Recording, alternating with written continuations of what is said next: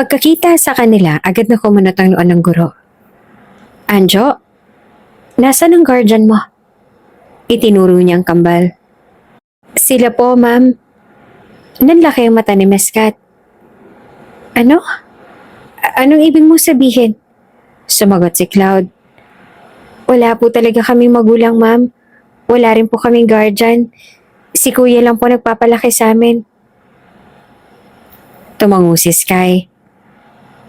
Kaya po siya late minsan kasi kailangan pa po naming magtinda para may makain kami. Nanatiling tahimik si Miss Kat. Halatang hindi makapaniwala. Tiningnan niya ang tatlong bata. Lalo na ang kambal na mukhang mas bata pa kaysa sa inaakala niya.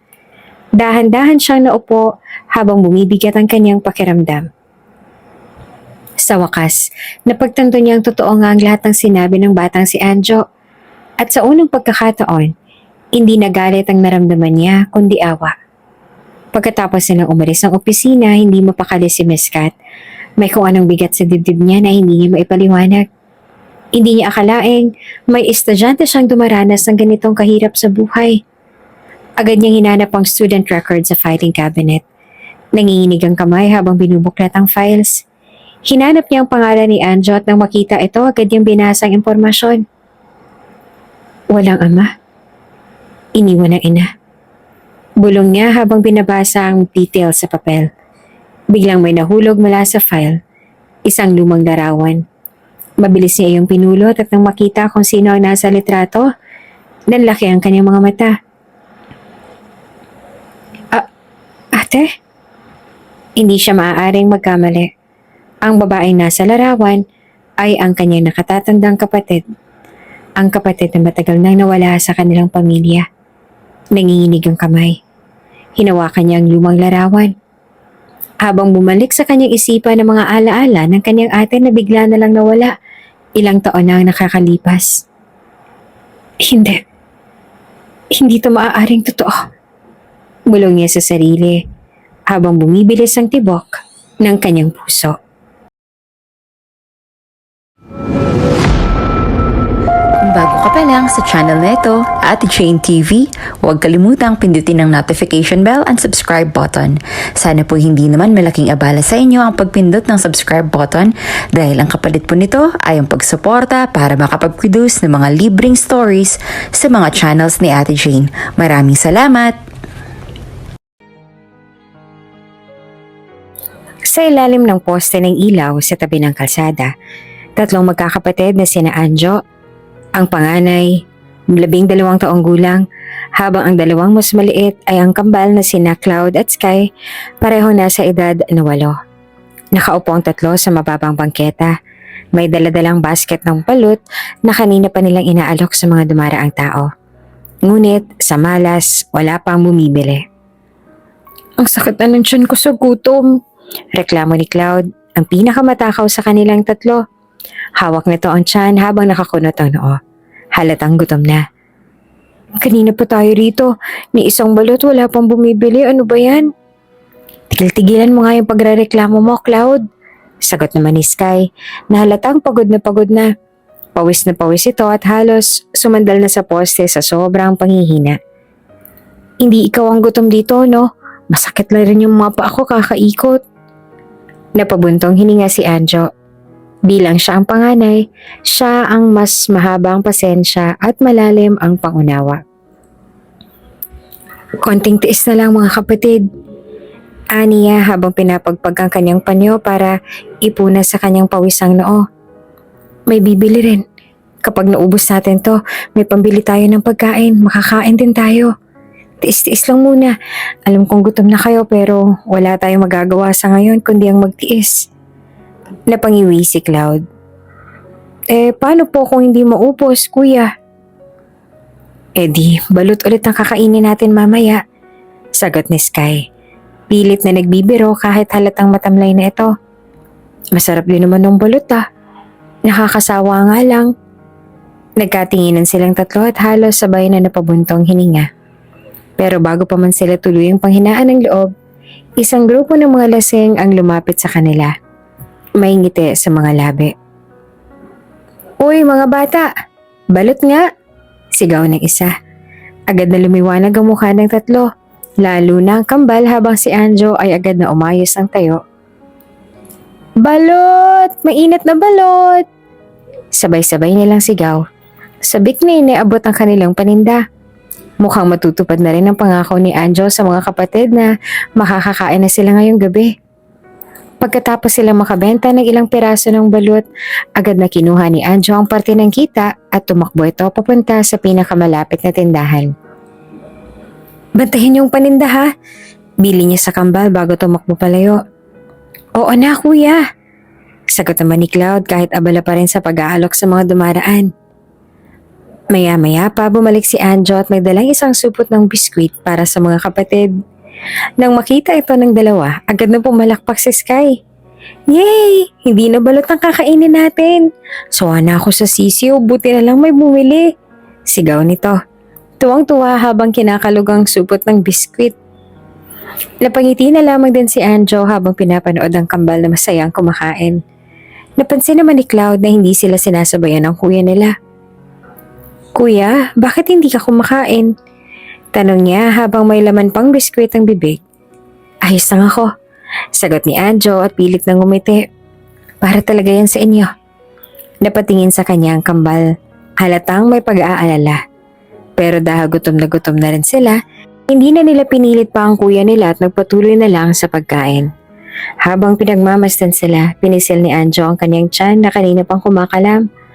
Alam niya ang kailangan niya rin kumain para may lakas siya, lalo pat bukas may pasok pa siya sa eskwela.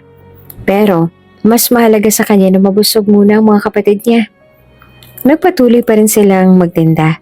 Pero kahit anong sigaw nila ng balot, mainit na balot, bili na po kayo, ay tila walang pumapansin sa kanila. Ilang oras na silang paikot-ikot sa lugar. Pero wala pa rin bumibili. Kuya, ang sakit na lang pa ako. Reklamo ni Cloud habang hinihila ang manggas ng damit ni Anjo.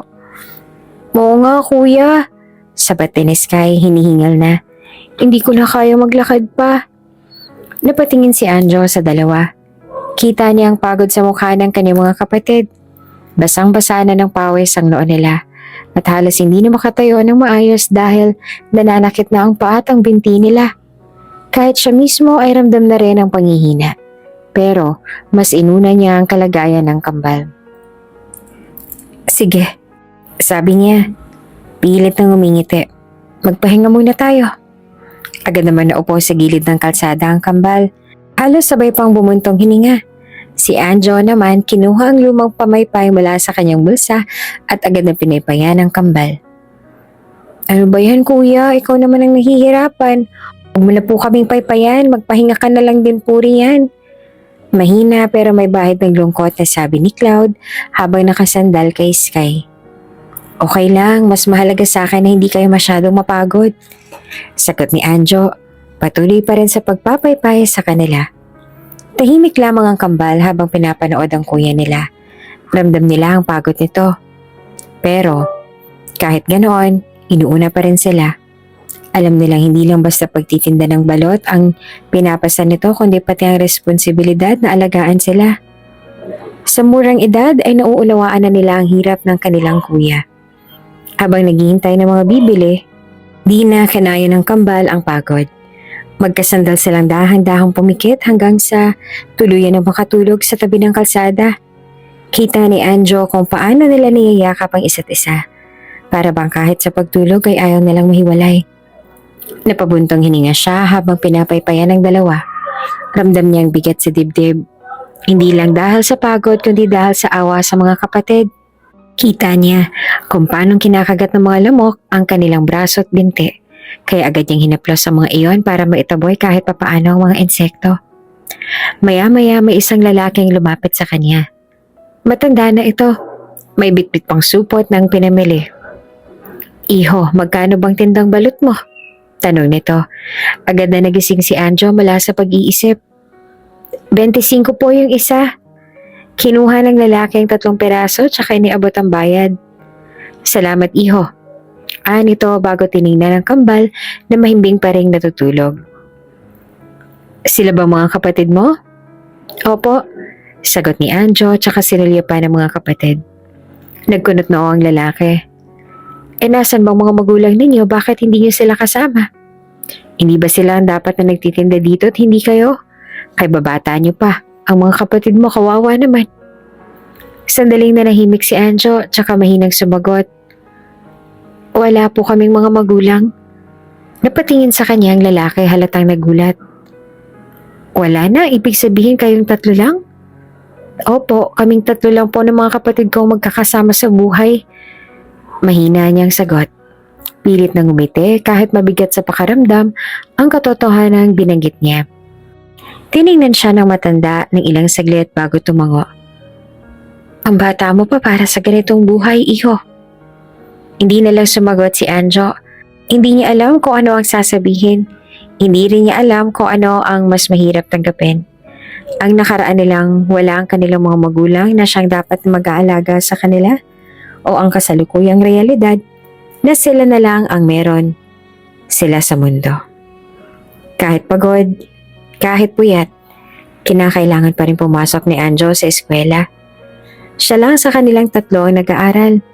Hindi niya pa kasi kayang pag-aralin ng mga kapatid. Mas pinili ni Anjo na siyang mag-aral sa kanilang tatlo. Alam niyang mahalaga ito para sa kinabukasan nilang magkakapatid. Saka siya ang pinakamatanda, ibig sabihin ay siya ang mas mauuna makapagtapos kaya mabibigyan niya ng maayos na buhay ang mga kapatid niya.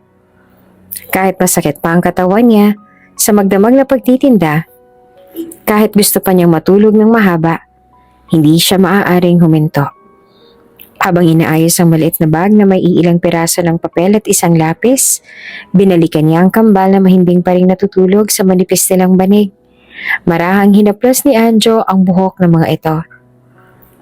Dito lang kayo sa bahay ha, huwag kayong aalis. Nagmulat ng mata si Sky. Pupungas-pungas. Kuya, gutom na ako. May natirang tinapay sa tabi, hatiin niyo na ni Cloud ha. Nilakasan ni Anjo ang boses para marinig ng isa pa. Tumango naman si Sky habang si Cloud naman ay tumalikod pa sa kanila. Ayaw pang gumising. Isang huling tingin pa sa mga kapatid bago siya umalis ng kanilang bahay. Sa paa lang niya naramdaman ng malamig at magaspang na simento habang nilalakad niya ang mahabang daan patungo sa paaralan. Sanay na siya sa paglalakad pero dahil sa puyat at gutom pakiramdam niya ay mas mabigat ang katawan niya ngayon. Nang makarating siya sa eskwela, wala siyang nagawa kundi patuloy na huminga ng malalim. Kahit hingal na hingal siya, dire-diretso siyang pumasok sa silid. Pero pagdating niya sa loob, halos sabay-sabay siyang tiningnan ng mga kaklase niya bago bumungisngis. Huli na naman si Anjo. Ano ba yan? Bakit ang dumi mo? Dugyot ka na nga. Late ka pa. Napansin lang niya noon ang sarili. Gulo-gulo ang buhok niya. May bahagyang mancha ng alikabok ang luma niyang uniforme at ang tsinelas niyang pudpod ay puno ng dumi. Alam niyang hindi siya mukhang maayos pero wala siyang ibang maisusuot. Bukod pa roon, wala na rin siyang oras kanina para mag-ayos. Bago pa siya makapagpaliwanag, biglang nagsalita ang bago nilang guro. Isang mahigpit na babaeng nakasalamin. Si Miss Kat. Bago lang itong guro. Ito rin ang pinakabatang guro sa kanilang paaralan. Maganda, matalino, at higit sa lahat mula raw ito sa mayamang pamilya. Kaya naman pala isipan sa ibang guro kung bakit mas pinili nito na maging guro dito sa kanilang paaralan. Iyon nga lang, sa kabila ng ganda at pagiging mayaman ni Miss Kat, medyo hindi rin magandang ugali nito. Istrikto sa oras ng klase kaya kinatatakutan ng mga bata. Alam mo bang ayoko ng late ha? Lumapit ito sa kanya, tiningnan siya mula ulo hanggang paa. Tila nandidiri pa. Mukha ka pang hindi handa sa klase. Bakit ganyan ang itsura mo? Hindi ka ba marunong mag-ayos ng sarili? Nabayuko na lang si Anjo. Pasensya na po ma'am. Nawalan po kasi ako ng oras kung mag-aayos pa po ako. Baka malate na po ako sa klase ninyo. Late ka na nga, hindi ba? Pasensya na po kayo ma'am. Pakiramdam niya ay lumiliit siya sa kinatatayuan niya. Hindi niya alam kung ano ang mas masakit. Ang pangungutya ng mga kaklase niya o ang tingin ng kanilang guro na parang hindi siya karapat-dapat sa loob ng silid-aralan. Upo ka na. Matigas ang boses ng guro. Next time, siguraduhin mong maayos ang itsura mo bago ka pumasok dito. Hindi na siya sumagot pa. Dahan-dahan siyang lumakad papunta sa kanyang upuan. Iniwasan ng tingin ng mga kaklase niyang patuloy pa rin bumubulong at humahagikik. Pilit niyang pinigilan ng mapaluha. Alam niyang wala siyang maayos na suot katulad ng sa mga kaklase niya. Alam niyang wala siyang magulang na tutulong sa kanya sa umaga, katulad ng kung paanong inaasikaso ng magulang nila ang mga kaklase niya bago pumasok sa eskwela. Pero, hindi ibig sabihin noon wala siyang karapatan na matuto katulad nila. Kaya kahit ramdam ni Anjo na gusto niyang lumabas sa takasan ng lahat ng yon, lalo na ang mga pangungutya nila sa kanya, ay pinili niyang manatili. Para sa kanya, para sa mga kapatid niya. Nang tumunog ang bell para sa recess, halos lahat ng kaklase ni Anjoy nag-uunahan palabas ng silid. Sabik na sabik sa pagkain. Siya naman ay nanatili lang sa kanyang upuan. Pinaglalaroan ang lapis niya habang pinagmamasa ng mga estudyanteng nagsisiksikan sa pinto para lang mauna sa kantin.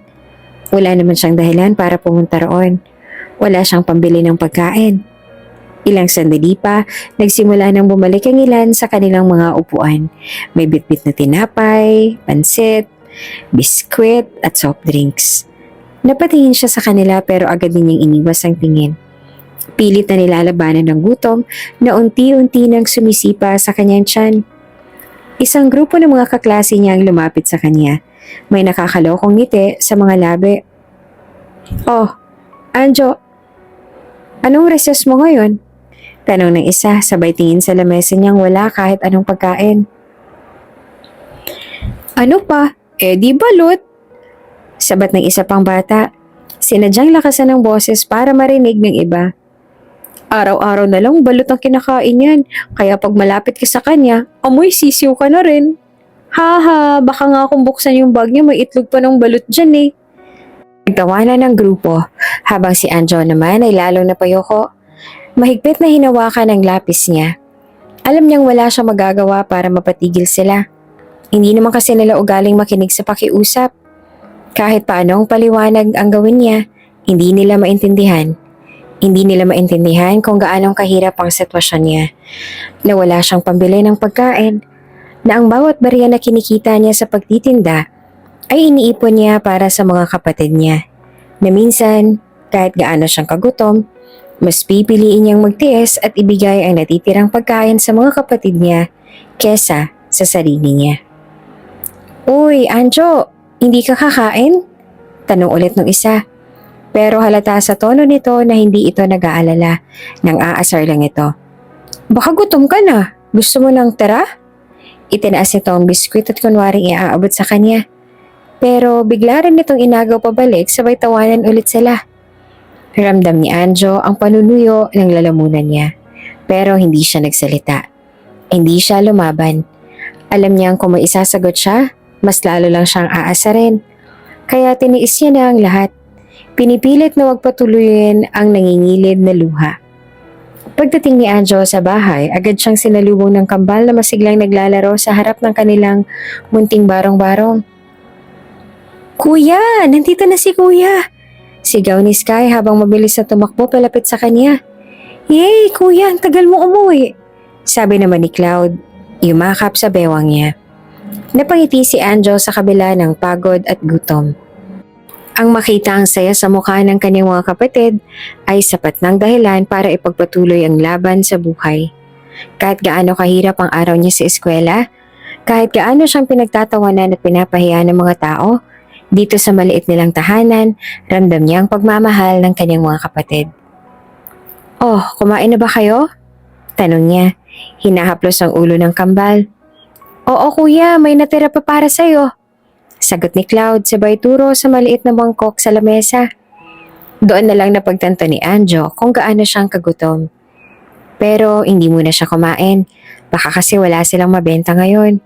Walang makakain ng mga kapatid niya kaya ilalaan niya na lang iyon para sa kanila. "Tara, magtinda pa tayo ulit ng balot para may pambili tayo ng pagkain bukas." Agad namang tumango ang kambal. Sabik pa rin tumulong sa kanya kahit pa araw-araw nila iyong ginagawa. Bitbit ang kanilang basket ng paninda Lumabas silang tatlo upang ipagpatuloy ang kanilang maliit na hanap buhay. Sa sobrang pagod ng magdamag na pagtitinda, hindi na malaya ni Anjo na napapasarap ang tulog niya. Lagising na lamang siya sa sigaw ng mga bata sa labas. Huli na, dali-dali siyang bumangon at nagbihis kahit na hindi nagawang plantsahin ang kanyang gusot na uniforme at nang madaling lumakad patungong eskwela. Pagdating niya sa classroom, naabutan niya ang nagle-lecture na ang kanilang guro. Huminto siya sa pinto at nag-alangang pumasok. "Anjo!" Sigaw ni Miss Kat, ang bago nilang guro. "Bakit late ka na naman?" Napayuko siya, hindi alam kung paano ipapaliwanag. "Ano na naman bang idadahilan mo?" Dagdag pa nitong halatang iritado. "Anong palusot mo ngayon, ha? May binenta ka na namang balot. Natulog ka sa kalsada." Biglang nagtawanan ng mga kaklase. "Ma'am, baka kasi nakatulog muna siya bago pumasok. Pagod sa pagbibilang ng sisiw sa balot." Asar ng isang kaklase. "O baka naman nagtitinda pa siya sa daan kanina kaya na late." Sigaw pa ng isa. Mas lumakas ang tawanan. Ramdam ni Anjo ang init sa pisngi niya.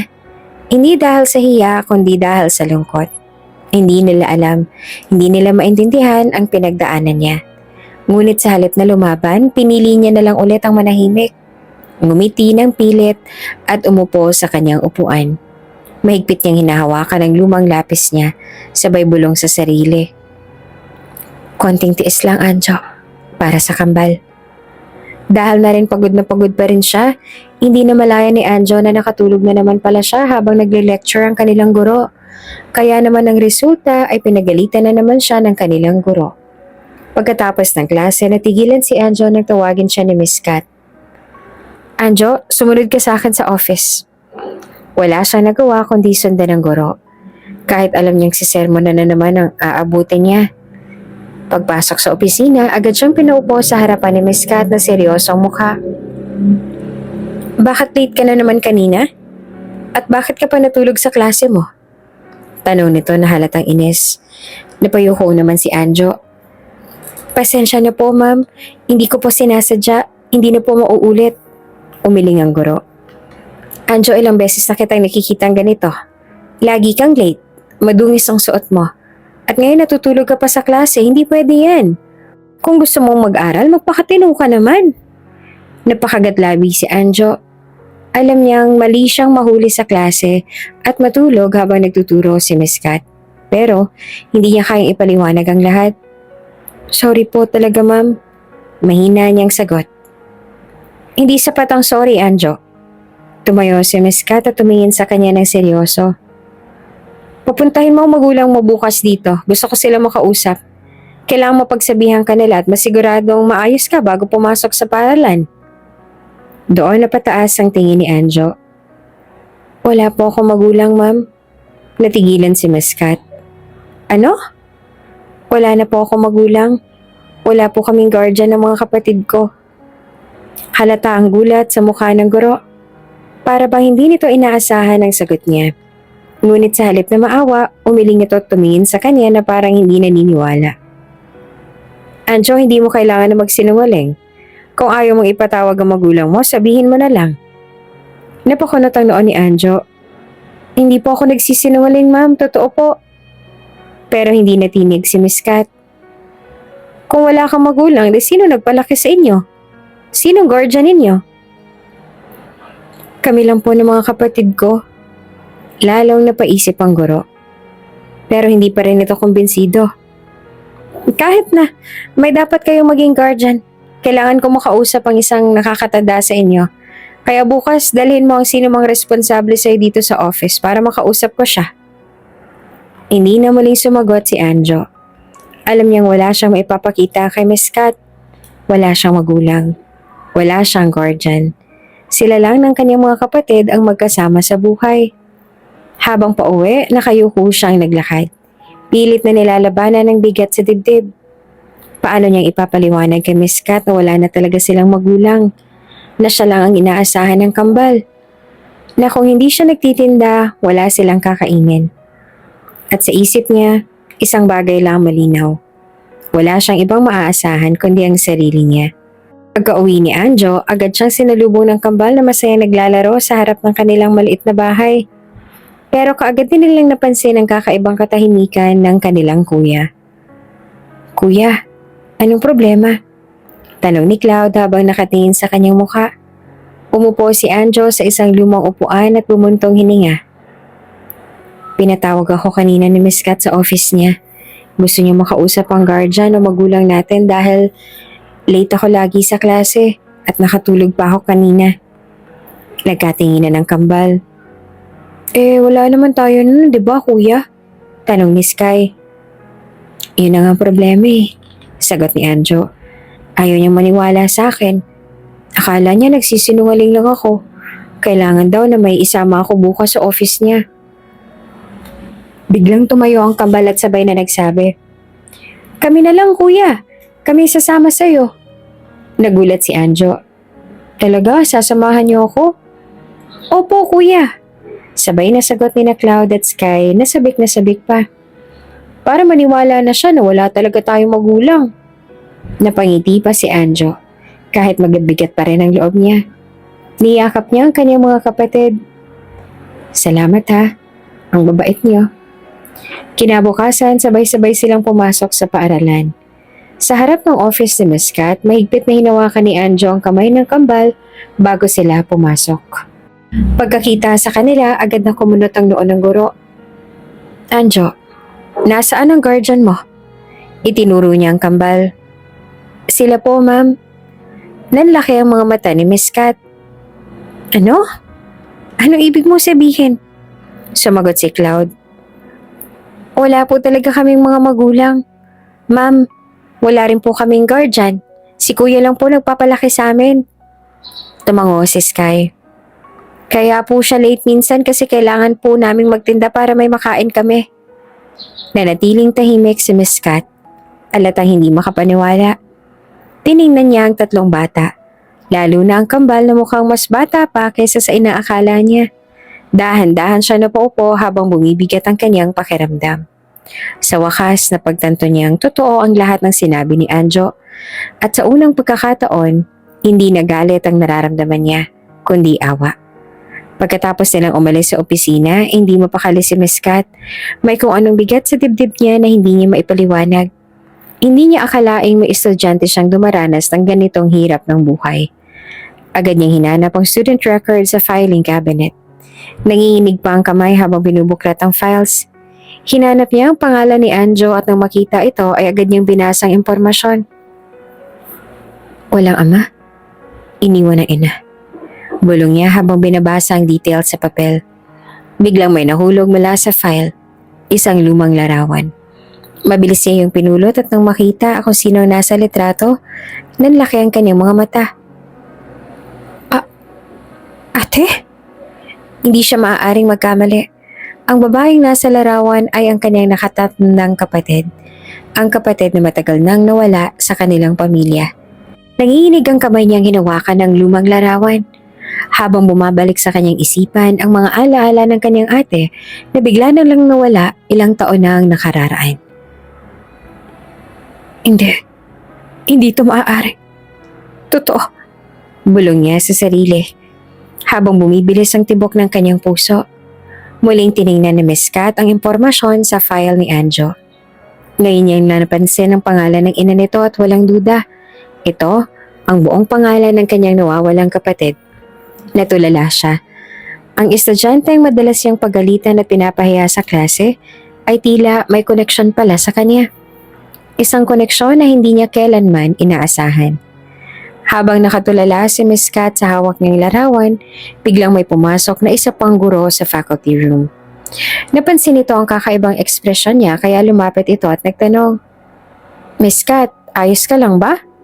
Dahan-dahan siyang tumingala at halatang balisa. Hindi niya alam kung paanong sisimulan.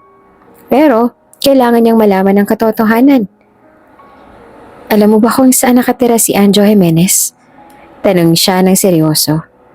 Nagtaas naman ng kilay ang guro, halatang nagtataka. Yung pupil mo. Oo, alam ko. Bakit? May nagawa ba siyang mali? Umiling si Miss Kat. Mahigpit na hawak pa rin ang larawan. Wala. Pero may kailangan lang akong itanong sa kanya. Napatingin ng guro sa larawan sa kamay niya pero hindi na nag-usisa pa. Kung ganun, ibibigay ko sa yung address nila.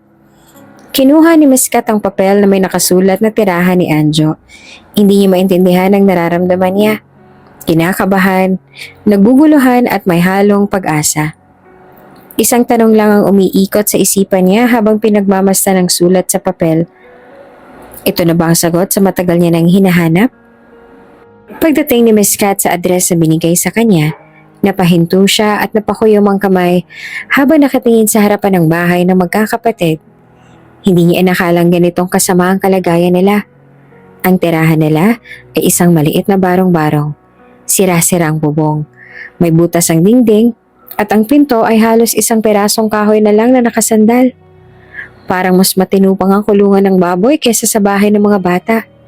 Sa isang sulok may nakapatong na kaldero na isang lumang kalan. At sa tabi nito may mga kahon at lumang banig na tila nagsisilbing higaan nila. Napalunok siya at mabilis na bumaba ng sasakyan. Lumapit siya sa barong-barong at maingat na kumatok habang tinatawag ang mga bata. Tao po! Anjo? Cloud? Sky? Walang sumagot. Tanging tunog ng hangin at malakas na kahol ng aso mula sa di kalayuan ang naririnig niya. Habang nakatayo siya sa tapat ng bahay, isang matandang lalaki naman ang dumaan. Bitbit ang isang galon ng tubig, agad niya itong nilapitan. Manong, magandang hapon po. Kayo po bang kapitbahay nila? Tiningnan siya ng matanda mula ulo hanggang paa bago tumango. Oo. Bakit mo sila hinahanap, iha? Ako po yung guro ni Anjo. Gusto ko lang po sana silang makausap. Napailing ang matanda. Aba, baka hindi mo sila maabutan ngayon. Maaga pa lang kanina lumubos ang magkakapatid para magtinda ulit ng balot. Madaling araw pa siguro ang balik ng mga yon. Napahigpit ang hawak ni Miss Kat sa kanyang handbag. Madaling araw? Ibig sabihin halos buong araw silang nasa lansangan para lang may makain? Lalong nadurog ang puso niya. Hindi niya akalaing ganito kahirap ang buhay ng kaniyang estudyante. Bumalik siya sa kanyang sasakyan. Umupo sa driver's seat at huminga ng malalim. Hindi pwedeng ganito lang. Kailangan kong hanapin sila. Pinatakbo niya ang sasakyan at nagsimulang maghanap sa paligid.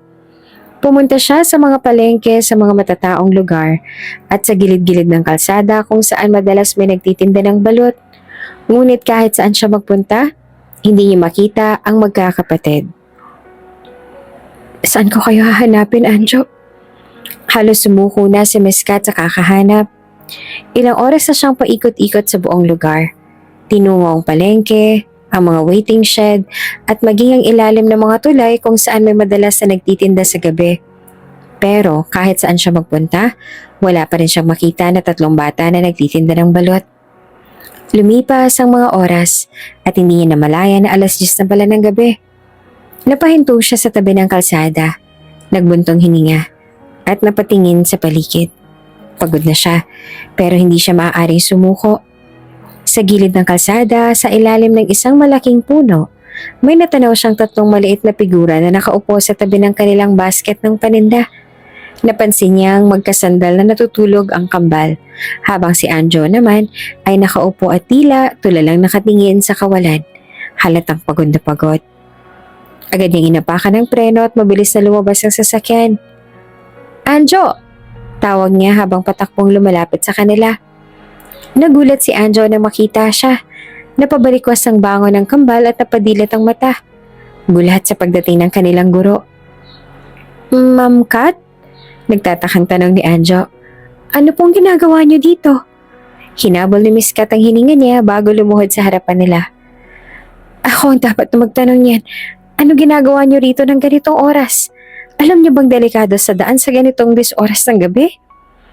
Napayuko si Anjo at mahina ang tinig ng sumagot. Wala pong bumili ng lahat ng paninda namin kaya hindi pa po kami makakauwi. Lalong nadurog ang puso ni Miss Kat. Napatingin siya sa mga maliliit na katawan ng kambal na halatang gutom, pagod at giniginaw sa ilalim ng lamig ng gabi. Hindi na siya nag-isip ng 2 beses. Tama na yan, sumama kayo sa akin. Nagkatinginan ng magkakapatid halatang nag-aalangan. Pero po, Ma'am Kat, hindi niya na pinatapos si Anjo. Wala nang pero-pero. Hindi ko kayo hahayaang manatili rito. Sa kalsada ng ganitong oras, halika na. Sa unang pagkakataon, nakita ni Anjo ang ibang klaseng tapang sa mata ng kanyang guro. At kahit nahihiya, alam niyang wala na siyang ibang magagawa. Sa gabi yun, sa unang pagkakataon, hindi sa lansangan o sa barong-barong sila babalik. Pagdating nila sa bahay ni Miss Kat, namangha ang tatlo. Halos hindi makapaniwalang magkakapatid habang nakatitig sa napakalaking gate at sa malamansyong bahay sa loob nito. Napansin ni Miss Kat ang mga mata nilang nanlaki sa gulat. Pasok na kayo. Iyaya niya habang binubuksan ang pinto. Pagpasok sa loob, mas lalo pang napangangang magkakapatid. Makinis ang marmol na sahig, malalaki ang chandelier, at ang bawat sulok ay mukhang napakaayos at mabango. Hindi katulad ng kanilang sira-sira at barong-barong na bahay. Biglang napaatras si Anjo at nahihiya at takot na baka madumihan ng napakalinis na bahay. Pero bago pa siya makaalis, hinawakan ni Miss Kat ang kanyang balikat at ngumiti. Huwag ka matakot. Wala kang dapat ikahiya. Ngayon, hayaan niyong alagaan ko kayo. Pinatawag ni Miss Kat ang isa sa mga katulong. Martha, pakihanda ng pagkain para sa kanila at tulungan silang maligo sa itaas. Opo, ma'am.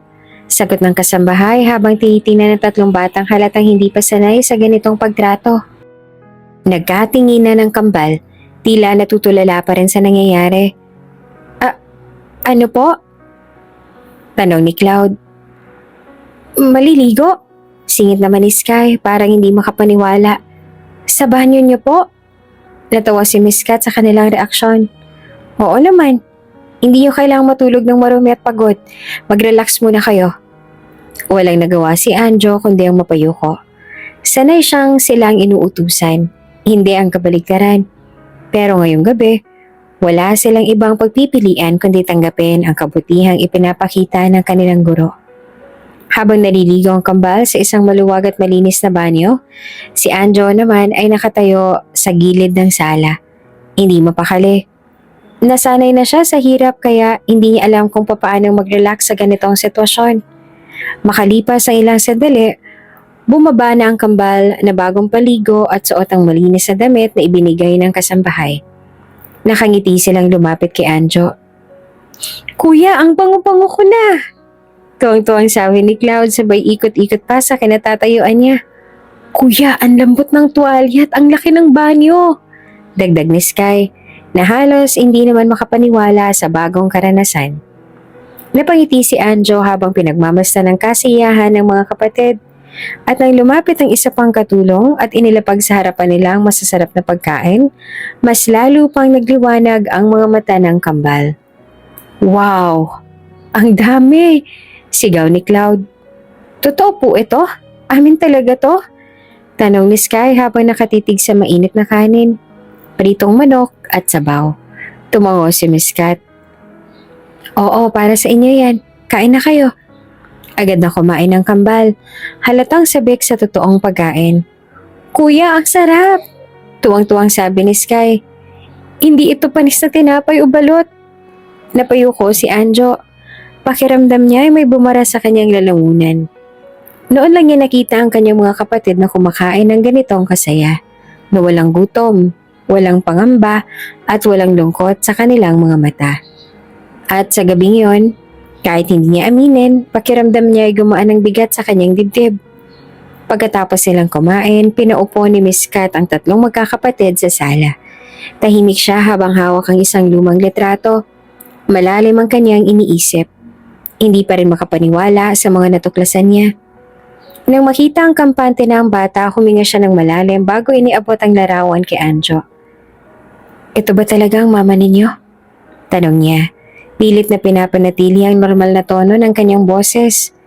Pagtingin ni Anjo sa larawan, agad siyang napatigil.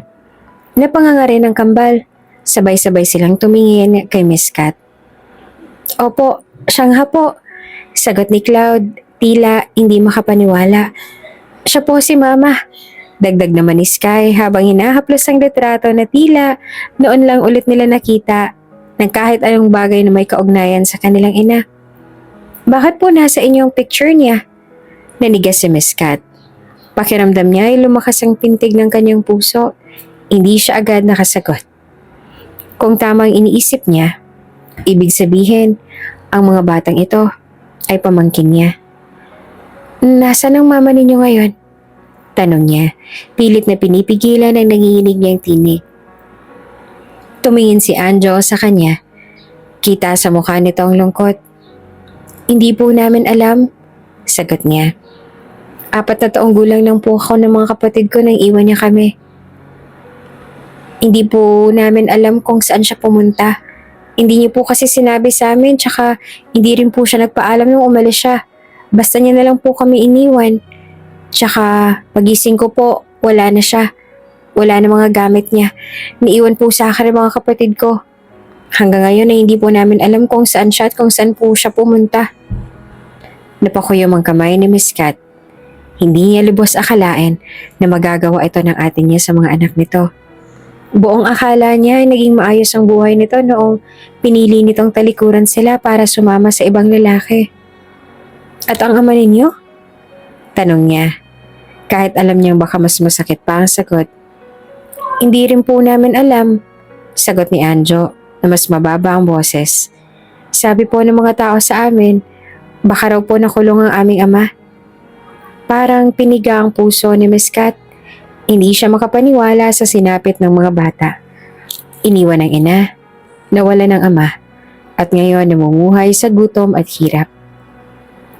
Sa puntong yon, hindi niya na napigilan ang sariling damdamin. Bigla na lang bumuhos ang luha niya. Nagkatinginan ng 3 bata. Halatang nagulat sa pag-iyak ng kanilang guro.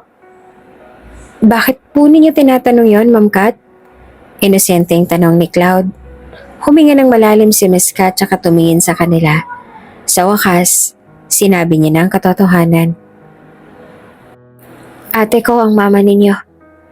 Nanlaki ang mga mata ni Anjo. Ano po? Ate ko siya. Pag-ulit pa ni Miss Kat, habang patuloy ang pagtulo ng kanyang luha. Pamangkin ko kayo. Halos sabay na napanganga ang kambal. Ha? Pamangkin niyo po kami? Tahimik lamang si Anjo. Hindi pa rin makapaniwala sa revelasyong narinig niya. Ngayon lang ulit siya nakaramdam ng kakaibang emosyon. Isang uri ng pag-asa na matagal niya nang iniwan. Oo, nagkahiwalay lang kami noon dahil mas pinili niyang sumama sa boyfriend niya. Siguro ay ang ama ninyo. Sagot ni Miss Kat habang patuloy ang pagluha. Mga pamangkin ko kayo. Ako ang tita ninyo. Sa isang iglap, parang bumagsak ang lahat ng bigat na matagal nang pasa ng magkakapatid. Napahagulhol ang kambal. Sabay nilang niyakap si Miss Kat ng mahigpit. Tita! Tita Kat! Umiiyak na sabi ni Sky habang mahigpit na nakayakap sa kanya. May pamilya pa po pala kami. Bulong naman ni Cloud. Isiniksik ang sarili sa yakap ng kanilang tiyahin. Si Anjo ay hindi naman agad nakakilos.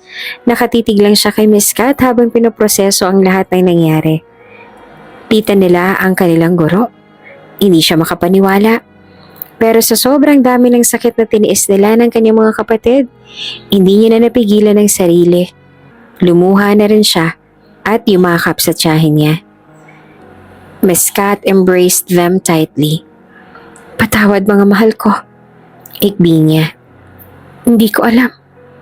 Hindi ko alam na kayo pala. Tita, hindi mo po kasalanan. Sagot ni Anjo na humihikbi na rin. Mas lalo pang tumulo ang luha ni Miss Kat. Napakatagal na lang nagtiis sa hirap. Naglaban para mabuhay. At ngayon natagpuan na nila ang isang pamilya. Isang taong handang kumupkop at magmahal sa kanila. Huminga ng malalim si Miss Kat. Pagkatapos ay tinitigan niya ang 3. Pangako, hindi ko na kayo pababayaan. Napatingin sa kanya ang magkakapatid. Punong-puno ng pag-asa ang kanilang mga mata. Simula ngayon, hindi niyo na kailangang magtinda para mabuhay. Hindi niyo na kailangang matulog sa gutom. Hindi niyo na kailangang magtiis. Ako nang bahala sa inyo. Mahina ngunit puno ng pangako niyang sabi. Muling nagsimula ang pag-iyak ng magkakapatid. Ngunit sa pagkakataong to, hindi na dahil sa lungkot kundi dahil sa tuwa at ginhawa ngayon lang nila naramdaman. Simula nung araw na yon, ipinaramdam ni Miss Kat ang tunay na pagmamahal sa mga bata. Isang bagay na hindi nila kailanman naramdaman noon. Hindi na nila kailangang magtinda ng balot sa gabi, maglakad ng pagod para maghanap ng kita, o matulog na kumakalamang sikmura. Ibinigay ni Miss Kat ang lahat ng pangangailangan nila. Pagkain, damit, perahan at higit sa lahat, ang init ng isang pamilya. Isang araw, isinama niya magkakapatid sa isang mall para mamili ng mga bagong gamit. Punong-puno ng tuwa ang kambal habang tumatakbo sa pagitan ng mga racks ng damit. Mimili ng sapatos at humihinto sa bawat laruan na nakikita nila. Si Anjo naman, bagamat hindi sanay, hindi rin mapigilang mapangiti habang pinagmamasa ng mga kapatid niyang sobrang saya. Habang nakapila sila sa cashier, biglang humawak sa kamay ni Miss Kat si Sky at Cloud. "Tita Kat, thank you po," sabay nilang sabi. Punong-puno ng pasasalamat sa kanilang boses. "Opo, ngayon lang po namin naranasan ng ganito." Dagdag rin ni Anjo, nakatingin sa tiyahin nila na hindi tumigil sa pagmamahal at pag-aalaga sa kanila. "Hindi po namin alam kung paano kami makakabawi sa inyo." Ngumiti si Miss Kat at mahigpit na niyakap ang tatlo. "Hindi niyo kailangang bumawi, Anjo," sagot niya. "Ang importante, masaya kayo. At pinapangako ko sa inyo, hindi lang ito minsan yung mararanasan. Lagi ko itong ipaparana sa inyo dahil pamilya tayo." Napangiti ang magkakapatid. Sa wakas, natagpuan na nila ang isang tahanang hindi lang binubuo ng 4 na dingding, kundi ng pagmamahal, pag-aaruga at walang hanggang pag-aalala. Simula na makasama nila si Tita Kat, unti-unting nagbago ang buhay ng magkakapatid. Hindi lamang si Anjo ang nag-aaral ngayon, pati na rin ang kambal. At sa unang pasok nila sa eskwela, halatang kinakabahan sina Sky at Cloud. Pero hindi nagtagal, nasanay rin sila at nagsimulang magsikap sa kanilang pag-aaral. Ginawa nilang lahat para maging proud ang kanilang tita. Kapag may exams, talaga nagsusumikap silang mag-aral. At sa tuwing nakakakuha sila ng perfect score, proud na proud nilang pinapakita iyon kay Tita Kat. "Tita, tita, tingnan mo po!" Sabay na sigaw ni Sky at Cloud isang hapon. Masayang tumatakbo palapit kay Miss Kat habang hawak-hawak ang test papers nila. "Perfect score po kami!" Nagpingning ang mga mata ni Miss Kat nang makita ang marka nila. "Talaga? Ang galing-galing naman ng kambal ko." Masayang pinuri ang mga ito bago mahigpit na niyakap. "Napaka-proud ko sa inyo." Sa tabi nila nakatayo si Anjo. Nakangiti habang pinagmamasa ng kapatid. Masaya siya na hindi na kailangang pagdaanan ng kambal ang hirap na dinanas niya noon. Ngumiti sa kanya si Miss Kat at tinapik siya sa balikat. "At ikaw rin, Anjo. Proud na proud ako sa'yo. Napakabuti mong kuya sa kanila." Sa unang pagkakataon sa kanilang buhay, alam ng magkakapatid na hindi lang sila basta ang nabubuhay ngayon. May dahilan na silang magsikap. May rason na silang mangarap. Dahil may isang tao na tunay na nagmamahal at nagmamalasakit sa kanila. Dumating ang araw ng recognition day ni Sky at Cloud. At tulad ng ipinangako, si Miss Kat ang dumalo bilang kanilang guardian. Habang nakaupo siya sa audience, hindi maiwasang mapangiti at maluha ng tawagin ang pangalan ng kambal. Pareho silang may honors. Masayang tumakbo ang kambal papunta sa entablado. Kinuha ang kanilang medals at certificates pagkatapos ay agad silang tumakbo pabalik kay Miss Kat. "Tita, tita, tingnan mo po!" Sabay nilang pinakita ang kanilang awards. Abang tinitingnan niya ang medalya sa leeg ng kambal, isang ginang lumapit sa kanila. "Ang gagaling ng mga anak mo, ma'am," sabi nito nang may ngiti. Bago pa makasagot si Miss Kat, agad na sumagot ang kambal. "Hindi po siyang mama namin. Siya po ang tita namin." Nagulat ang babae pero tumango ito. "Ah, ganun ba? Pero kitang-kita namin na mahal niya kayo." Napangiti naman si Miss Kat at hinaplos ang buhok ng kambal. "Oo, tita nila ako. Pero anak na rin ang turing ko sa kanila. Pagkatapos ng programa, lumabas sila upang kumain bilang celebration. Oops! May break muna. Gusto mo bang ma-shoutout dito sa channel ni Ate Jane? Mag-comment lang ng lesson you learned from the latest story uploaded. Dahil pipili kami ng isang best comment of the day para i-shoutout sa susunod na upload. Kaya huwag kalimutang mag-iwan ng lesson you learned after you watch this video. Maraming salamat!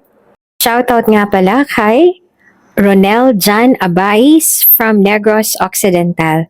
Maraming salamat sa pakikinig!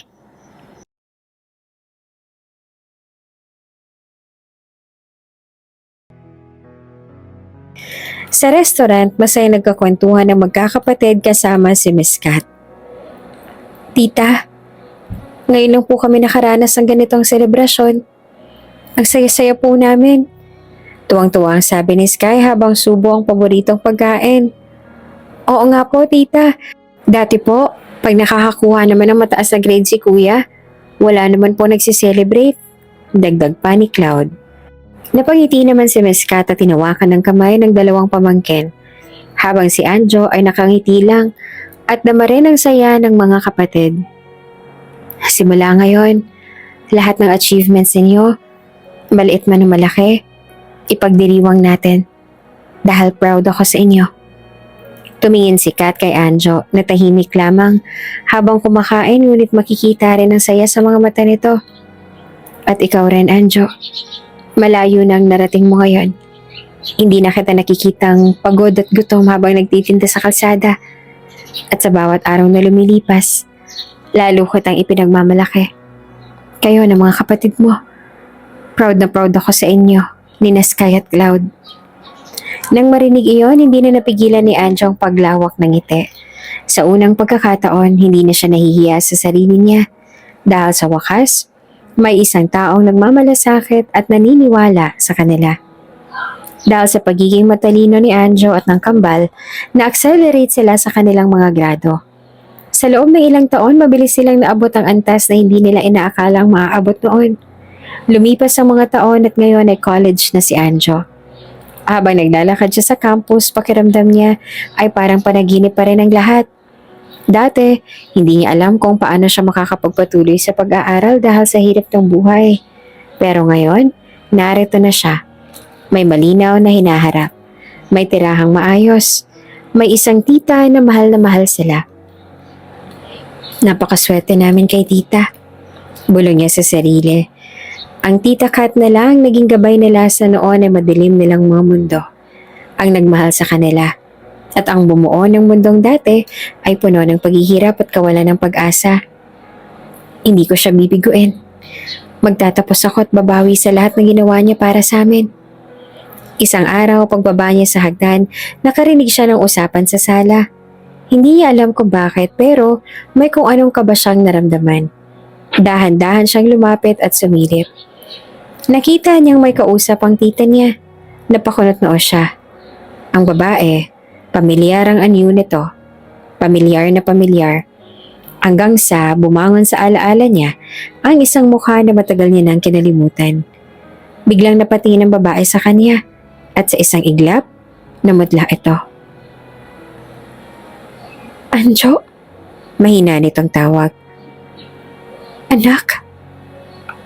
Nanlaki ang mga mata ni Anjo. Ang tinig na iyon, hindi siya maaaring magkamali. Ang babaeng kausap ng tita niya ay walang iba, kundi ang kanilang ina. Ang kanilang ina na iniwan sila. Ang kanilang ina na tinalikuran sila. Tinitigan ni Anjo ang babaeng nasa harapan niya. Hindi siya makapaniwala. Pagkatapos ng maraming taon, heto na siya. Ang babaeng matagal nilang hinihintay. Ang babaeng iniwan sila noon. Anong ginagawa mo dito? Malamig niyang tanong. Lumakas ang iyak ng kanilang ina. Tumayo ito at agad siyang niyakap ng mahigpit. Na para bang kaya nitong burahin ang sakit ng nakaraan sa isang yakap lamang. Pero si Anjo hindi gumalaw. Hindi niya ito niyakap pabalik. Miss na miss ko na kayo. Humahagulhol na sabi ng kanilang ina. Patawarin mo ako, anak. Patawarin mo ako sa lahat. Tumingin si Anjo sa tita niya. Nakita niyang naluluha na rin ito, pero tahimik lang na nakamasid. Dapat ba siyang matuwa? Dapat ba siyang lumundag sa saya dahil bumalik na ang kanilang ina? Dapat ba niyang sabihin sa sarili niya na tapos na ang lahat ng sakit? Ang lahat ng gabi na natulog silang gutom? Ang lahat ng taong nagpakahirap siya para sa kanyang mga kapatid dahil wala ang kanilang ina? Pero hindi. Sa halip, napuno ng puot ang kanyang dibdib. Ang puot na iyon ay tila ba gusto nang sumabog mula sa dibdib niya. Hindi ka na dapat bumalik. Malamig yung sabi sa ina. Maayos na kami. May pamilya na kami nagmamahal sa amin. Nabigla si Miss Kat. Anjo, mahina nitong tawag, halatang naguguluhan sa reaksyon ng pamangkin niya. Tumingin si Anjo sa kambal na nakasilip sa may hagdan. Sila, ang mga anak na tinutukoy ng kanilang ina. Pero hindi naman ito nagpakaina sa kanila. At ang tita niya, siya ang ina na bumuhay at nagmahal sa kanila. Ang kanilang ina naman ay mas lalong umiyak. Halos lumuhod na sa harapan niya. Anak, patawarin mo ko. Hindi ko ginusto ang lahat ng ito. Patawarin mo ko, Anjo. Pero nananatiling matigas ang puso ni Anjo. Hindi niya alam kung kaya pa ba niyang patawarin ang babaeng minsan iniwan sila ng walang kahit anong babala. Patawarin mo ko, anak. Hindi ko ginusto ang lahat ng nangyari. Nagkamali ako. Sana mapatawad mo ko. Ngunit hindi sumagot si Anjo. Nanatili siyang nakayuko. Pilit na pinipigilan ng luha ang kanina pang gustong pumatak. Iyak na iyak ang kanilang ina. Hindi nito matanggap ang malamig na pagtanggap ni Anjo. Pero hindi siya natinag. Patawarin mo ko, anak. Paulit-ulit na pakiusap nito. Hindi ko ginusto ang lahat ng to. Wala akong choice noon. Mahirap lang tayo. Kailangan ko kayong iwan para maayos ang buhay ko. Pero umigting ang panga ni Anjo. At para maayos mo ang buhay mo, kailangan mo kaming abandonahin ng mga kapatid ko. Ganun ba? Bahagyang nanginig ang boses niya dahil sa labis na emosyon at dahil na rin sa pagtitimpi niya dahil ang galit sa kanyang dibdib ay parang sasabog na. Para maging maayos ka, kailangan namin na magdusa. Para lang maligtas ka. Para lang maiahon mo ang sarili mo, kailangan mo pa kaming lunurin. Kaming mga anak mo. Anak, please. Hindi ka namin kailangan. Mariin niyang sabi. Punong-puno ng emosyon ang kanyang tinig. Iyong tagos hanggang buto ang sakit, kaya ang tita Kat niya ay lalo rin na naluha. Niyakap siya nito ngunit nananatili siyang hindi gumagalaw. Napatigil ang kanilang ina. Dahan-dahang lumuwag ang yakap nito sa kanya habang tinitigan siya na parang binagsakan ng langit at lupa. Babawi ako, anak. Please, bigyan mo lang ako ng chance. Wala lang talaga akong choice noon. Pero kaya ko na kayong alagaan ngayon. Please. Hindi na. Ayaw na namin. Hindi ko rin hahayaan na makuha mo ang mga kapatid ko. Anjo. Puno ng puot niya itong tiningnan. Noong panahon na kinailangan ka namin. Nasaan ka? Noong mga gabing gutom na gutom kami at wala kaming makain. Nasaan ka? Noong nagkakasakit ang mga kapatid ko at wala akong magawa dahil ni pambili ng gamot, wala ang kahit 5 duling, nasan ka? Noong kinailangan kong maging matanda sa murang edad para lamang mabuhay kaming 3, nasan ka, mama? Wala kang alam sa hirap na pinagdaanan namin. Wala kang alam kung paano ko tiniis ang gutom para lang may makain ang mga kapatid ko. Wala kang alam kung ilang beses akong nagnakaw ng tira-tirang pagkain sa palengke. Dahil lang sa wala kaming makain. Wala kang alam kung ilang beses akong nilait at pinagtabuyan dahil mukha akong dugyot at amoy panis na pagkain. Patuloy sa pagbuhos ang luha ng mama niya. Ang tita Kat naman niya ay naiyak na rin at tila nauupos na kandila na bumalik sa pagkakaupo niya. Sabay na napahilamos sa sariling mukha. Si Anjo ay patuloy sa pagsumbat. Wala kang alam kung paano kahirap mong magpatuloy sa buhay nang walang kasiguruhan kung may kakainin pa kami sa susunod na araw. Hindi mo alam yon dahil wala ka. At ngayong malaki na kami, ngayong maayos na kami, Ngayon hindi na namin kailangang magtinda ng balot sa kalye para lang may pambili ng pagkain. Saka ka babalik?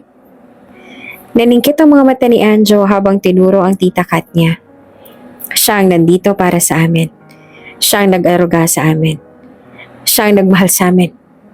Isang bagay na hindi mo nagawa. Hindi niya napigilan ang pagbagsak ng luha niya. Pero mabilis niya itong pinunasan. Mabuti na lang nandito si Tita Kat. Madiin niyang sabi. Dahil kung ikaw lang ang aasahan namin, baka matagal na kaming patay. Gusto kong makabawi sa inyong mga anak. Gusto kong maayos natin ang lahat. Gusto ko na kayong makasama. Kukunin ko na kayo sa tita ninyo. Magkakasama na tayo. Makakasama niyo ng mga kapatid niyo at ang bago kong asawa. Mapait na natawa si Anjo. Hindi na makapaniwala sa narinig mula sa ina. May bago ka ng asawa? Sarkastikong tanong niya. At may mga anak pa kayo? Matapos mo kaming basta nalang iwanan, umasa ka na. Basta ka na lang namin ulit tatanggapin sa buhay namin? Na matatanggap namin ang mga anak mo? Ang bago mong pamilya? Nag-iwas ng tingin ang kanilang ina. Anak, hindi ko ginustong iwanan kayo noon. Pero ngayon gusto kong bumawi. Gusto kong makasama kayo. Makilala niyo ang bago kong pamilya. Bakit? Diretsong tanong ni Anjo. Puno ng panlalamig ang boses. Para saan? Kasi ngayon na guilty ka na. Naaalala mo kaming tatlo. Hindi na sumagot ang kanilang ina. Habang nagpapakasaya ka kasama ang bago mong pamilya, nagdurusa kaming tatlo? Madiin niyang sabi. Wala kaming matulugan noon. Walang makain. Walang matakbuhan. Walang yakap ng isang ina. Alam mo ba kung anong pakiramdam nun? Ang galing-galing mo nga eh. Para lang maitaas mo ang sarili mo, kailangan mo kaming ilugmok. Muling tumulo ang luha ng kanilang ina. Anak, alam ko nagkamali ako kaya gusto kong itama. Kukunin ko kayo mula sa tita Kat ninyo. Kayo ng mga anak ko, dapat kayo ang kasama ko. Biglang tumigas ang mukha ni Anjo. Napailing siya habang mapaklang natawa ulit.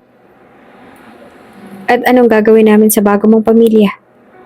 Tinuro niya ang sarili. Magpapanggap na masaya? Na parang walang nangyari? Hindi mo kami pwedeng bastang kunin, Mama. Hindi kami laruan na iniwan mo noon tapos babalikan mo kapag gusto mo na ulit. Napaatras ang kanilang ina sa bigat ng bawat salitang binitawan ni Anjo. Hindi namin iiwan si Tita Kat. Tumalim ang tingin ni Anjo. Hindi na maitago ang galit sa boses niya. Hindi kami sasama sa'yo. Hindi mo kami deserve. Lumuha ng lumuha ang kanilang ina. Lumapit siya sa kambal. Pilit silang iniabot. Mga anak, please, sumama na kayo kay Mama. Pero lumapit ang kambal kay Anjo. Umawak sila sa braso niya. Sabay-sabay na tumingin sa kanilang ina. Kung saan si Kuya, doon din po kami. Mahina pero matatag na sabi ng isa. Hindi po namin iiwan si Tita Kat. Dagdag pa ng isa. Nanghina naman ang kanilang ina. Napaluhod ito sa sahig. Tuluyang humagulhol.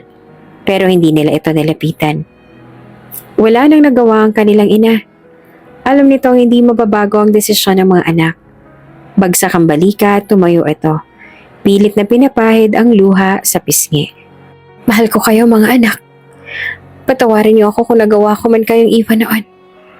Mahina at durog nitong bulong bago tuluyang lumabas ang bahay. Pero walang sumagot dito. Walang kahit na isa sa kanilang humabol. Tahimik na bumagsak ang pinto. Sa sandaling yon, parang isang malaking pasanin ang nawala kay Anjo.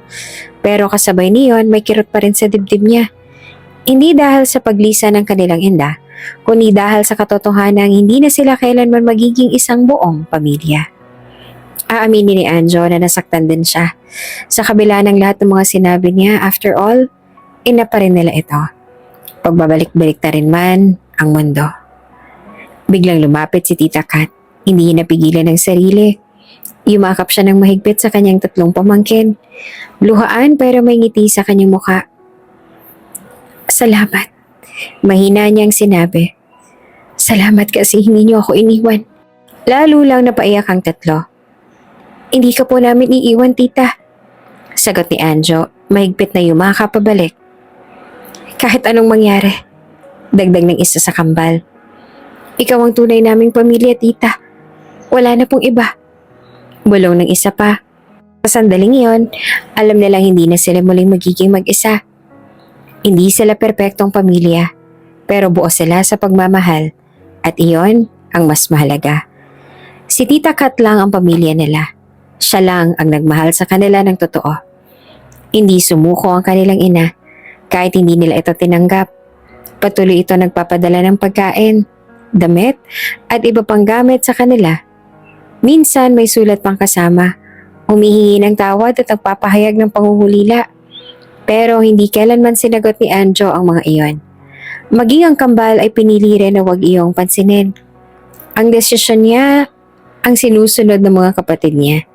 Isang gabi kinausap siya ng tita Kat niya tungkol sa nangyari. Anjo, alam kong galit ka sa kanya.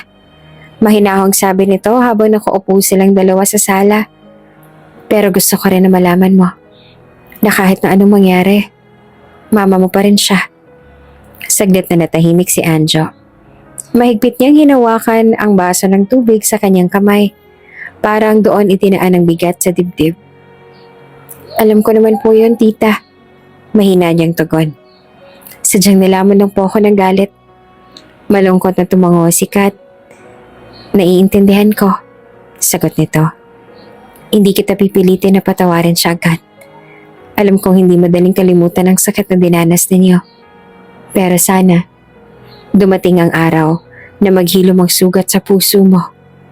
Napatingin si Anjo sa kanyang tita. Nakita niyang pag-aalala sa mukha nito. Hindi lang para sa kanya kundi pati sa kanilang ina. Tita, sa tingin mo, kaya ko pa ba siyang patawarin? Mahina niyang tanong. Hinawakan ni Kat ang kamay niya. Oo naman, paganda ka na. Kilala kita at isa ka mabuting bata. At alam ko na kapag handa ka na ay mapapatawad mo rin ang iyong ina. Sagot nito.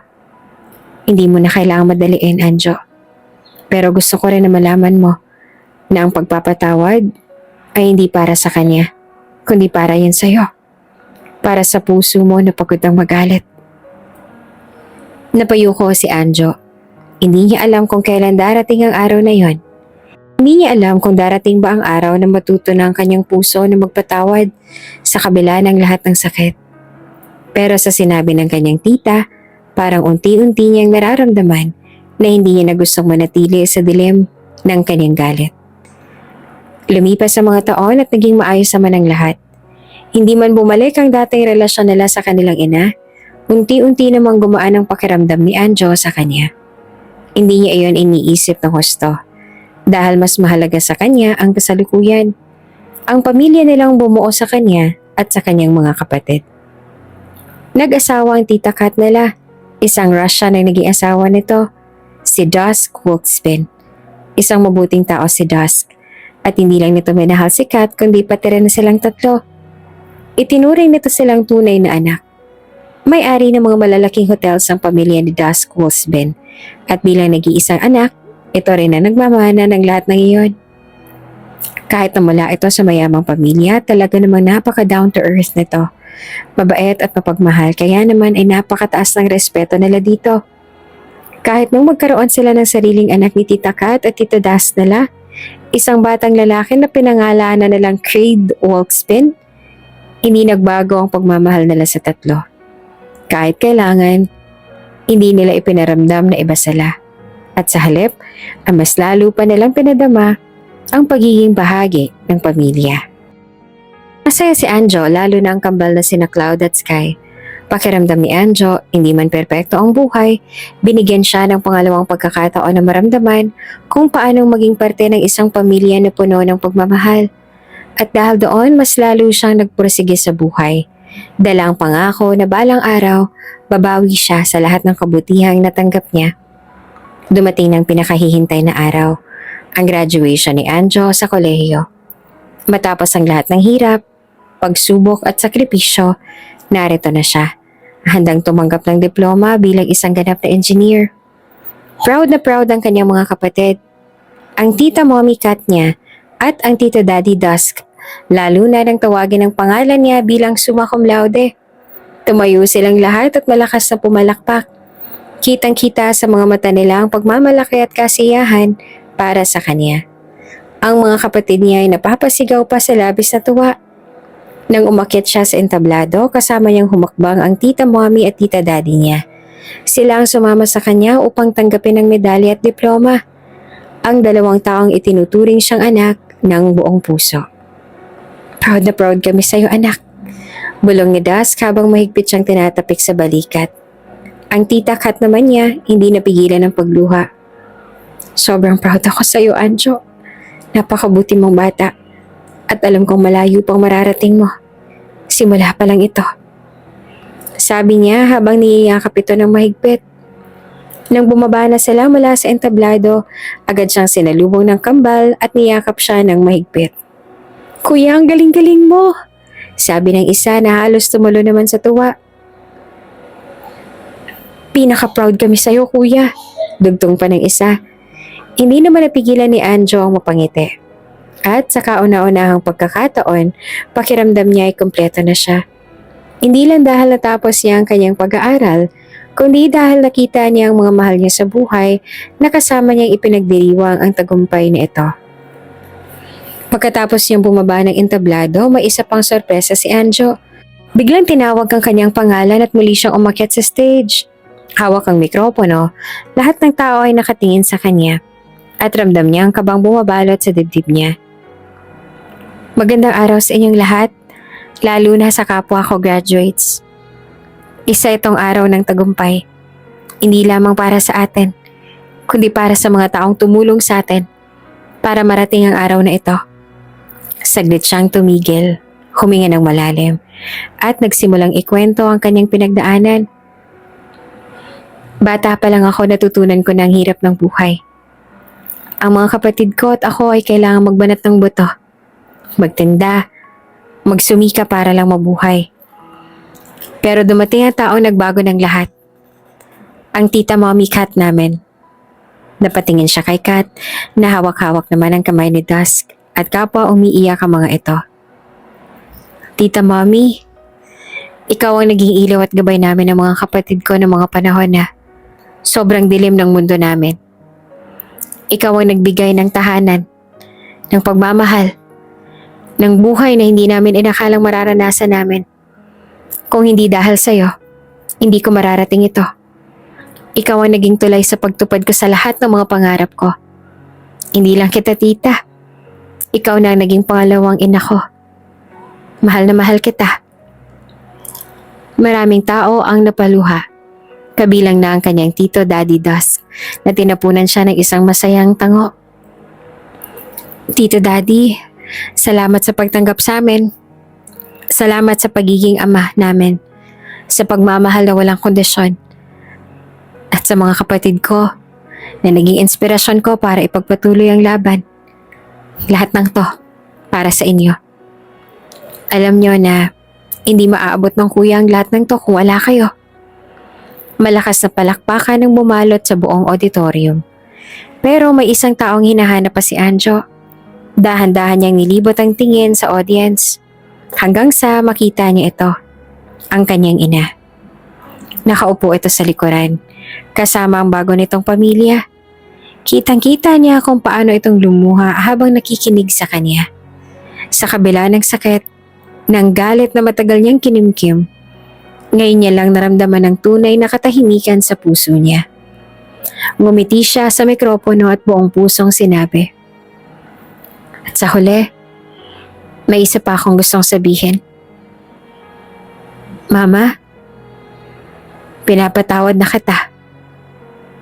Nanginginig ang labi ng kanyang ina habang lumuluha. At sa unang pagkakataon, nakita niya rito ang tunay na pagsisisi. Hindi ko man maibalik ang nakaraan. Pero gusto kong ipaalam sa'yo na wala na akong galit sa puso ko. Sana maging masaya ka. Dahan-dahan siyang yumuko bilang tanda ng pagtatapos ng kanyang speech. Walang taong hindi nadala sa kanyang sinabi. Habang bumababa siya ng entablado, tumakbo papunta sa kanya ang kambal at niyakap siya ng mahigpit. Kuya, proud na proud kami sa'yo. Sigaw pa ni Cloud. Mahal na mahal ka namin, kuya. Dagdag pa ni Sky. At nang makita niya ang kanyang tita Mommy Cat na umiiyak sa saya, niyakap niya ito ng mahigpit at bumulong. Para sa'yo to, tita Mommy. Lahat ng to. Dahil sa pagmamahal mo sa amin. Pagkatapos ng graduation, hindi nagpahinga si Anjo. Alam niyang may isa pang malaking hakbang na kailangan niyang gawin. Ang pagpasa sa board exam. Subsob siya sa pag-aaral, gabi-gabi niyang binabasa ang mga libro, nagsasagot ng mga reviewers at minsan, halos hindi na nga siya natutulog. Pero kahit gaanong kahirap, hindi siya sumuko. Buong suporta naman sa kanya ang pamilya niya. Kaya mo yan, kuya, sabi ng kambal tuwing nakikita siyang pagod. Anak, huwag mong pabayaan ang sarili mo. Paalala naman ni Kat habang inihahanda ang paborito niyang pagkain. Anjo, ano man ang mangyari, proud na proud kami sa'yo. Hindi mo kailangan na isubsob ang sarili mo sa pag-aaral. Baka mapano naman ang kalusugan mo sa ginagawa mong yan. Dagdag naman ni Dusk habang tinatapik siya sa balikat. Ayos lang po, kaya ko naman, tsaka mas gusto ko pong isubsob ang sarili ko sa pag-aaral para isang take lang. Dumating na ang araw ng board exam. Kinakabahan siya. Pero, inalala niya ang lahat ng sakripisyo na ginawa niya para makarating dito. Huminga siya ng malalim at sinabing, para sa kanila. Para sa amin. Matapos ang ilang linggong paghihintay, lumabas na ang resulta. Nangangatog ang kamay niya habang binubuksan ang website. At nang makita niya ang pangalan niya sa listahan, nakapasa ako. Bulong niya sa sarili. Pero hindi lang yun. Top 1 siya. Top-notcher siya sa board exam. Napapikit siya at hindi makapaniwala. Agad niyang tinawagan ng tita Kat niya. Tita Mommy, top-notcher ako. Natahimik ito sa kabilang linya. At ilang segundo lang narinig niya ang iyak nito. Anak, proud na proud ako sa'yo. Alam kong kaya mo yan. Nang umuwi siya, sinalubong siya ng buong pamilya niya. May sorpresa silang handa para sa kanya. Isang simpleng salo-salo na puno ng saya, halakhak at pagmamahal. Kuya, isa ka ng ganap na engineer. Sigaw ng kambal habang yumayakap sa kanya. Anak, natupad mo ng pangako mo sa akin. Sabi ng tita Kat niya. Napatuloy pa rin naluluha. Hindi mo ko biniko. Hindi ko ito magagawa kung wala kayo, tita Mommy, tito Daddy, at sa inyo rin, kambal. Maigpit niyang niyakap ang mga ito. Lahat ng tagumpay ko para sa pamilya natin. At sa sandaling yon, alam niyang natupad niya na ang pangarap niya. Hindi lamang para sa sarili niya, kundi para sa mga taong minahal siya ng walang kapalit. Pagkaraan ng ilang buwan, hindi inaasahan ni Anjo at ng kanyang mga kapatid na makikilala nila ang kanilang ama. Sa kabila ng mga taon ng pag-aasam at pagtataka kung anong nangyari rito, ngayon ay makakaharap na nila ito. Ang tito Daddy at tita Mommy nila ang humanap dito dahil batid daw nito na gusto pa rin nilang makilala ang kanilang tunay na ama. Sa isang tahimik na lugar, nagkita sila. Nagkaharap na lang isang matandang lalaki, ang kanilang ama. Matagal nila itong hinanap noon, ngunit walang sagot ang nakaraan. Halata sa mukha ng kanilang ama ang halong kaba at pangungulila. Anjo, kayo ba yan? Mahina nitong tanong. Tila hindi makapaniwala. Tumango naman si Anjo. Oo, kami nga. Kaming tatlo. Ang mga anak mo. Naging emosyonal ang tagpo. Hindi napigilan ng kambal ang mapaluha. Habang si Anjo naman ay pinilit na kontrolin ang damdamin. Patawarin niyo ako. Mahina ngunit buong pusong sabi ng kanilang ama. Alam kong walang akong kwentang ama sa inyo. Iniwan ko kayo. Wala akong nagawa. Nakulong ako. Alam po namin, sagot ni Anjo. At ngayon gusto lang naming marinig mula sa inyo. Bakit? Malalim na huminga ang kanilang ama bago sumagot. Nagkamali ako noon. Napasama ako sa maling landas. Gumawa ng maling desisyon. At ang pinakamasakit sa lahat, Kayo ang naging biktima ng pagkakamali ko. Tahimik ang magkakapatid. Hindi nila alam kung paanong sasagutin iyon. Pero nakalaya na ako. Dagdag ng kanilang ama. At may sarili na akong pamilya ngayon. Nagulat sila na makita ang isang babae na nakatayo sa di kalayuan. May hawak na kamay ng isang batang lalaki. Ang kanilang ama, may bago ng pamilya. Nagkatitigan sila ni Anjo. Napangiti ito ng bahagya. Masaya na kayo? Tanong ni Anjo. Mahina ang boses ngunit puno ng emosyon. Oo anak, sagot ng kanilang ama. Masaya na ako. Pero mas masaya ako makita na lumaki kayong maayos kahit nawala ako. Maging si Anjo at ang mga kapatid niya hindi na napigilan ng mapaluha. Nagpatawad kami kay mama. At alam naming dapat ka ring patawarin. Oo nga po, Papa. Sabat naman ni Cloud. Sa ngayon ay ayaw na po namin na magtanim ng galit sa aming mga puso. Lumuha ang kanilang ama. Salamat, anak. Nag-iyakan sila at nagyakapan. Sa kabila ng lahat ng sugat ng nakaraan, sa araw na iyon, natanggap nila na ang pamilya ay hindi kailangang perpekto. Pero laging may puwang para sa pagpapatawad at bagong simula. Hindi naging madali ang lahat kay Anjo. Sa kanilang magkakapatid, napakaraming pagsubok ang dumaan sa buhay nila. Gutom, pagod, pangungulila at sakit ng kalooban. Ngunit sa kabila ng lahat, nalagpasan nila iyon na magkasama. Ngayon, nasa kolehiyo na rin ang kambal at pareho nilang pinili ang kursong medicine. Pangarap nilang maging doktor, hindi lamang para makatulong sa iba, kundi para rin sa pamilya nilang nagtaguyod sa kanila. Si Anjo naman ay naging isang ganap na engineer. At ngayon nga, sa isang malaking construction site makikita siyang nakatayo. Suot ang hard hat at safety vest habang hawak ang mga plano ng gusaling itinatayo. Matalas ang tingin niya. Maingat na sinusuri ang bawat detalye. Siguraduhin nating tama ang sukat ng pundasyon. Utos niya sa isang foreman na agad namang tumango. Pero kahit mahigpit sa trabaho, kilala siyang mabait sa mga tauhan niya. Hindi siya tulad ng ibang boss na mataas ang tingin sa sarili. Boss Anjo, pahinga muna tayo.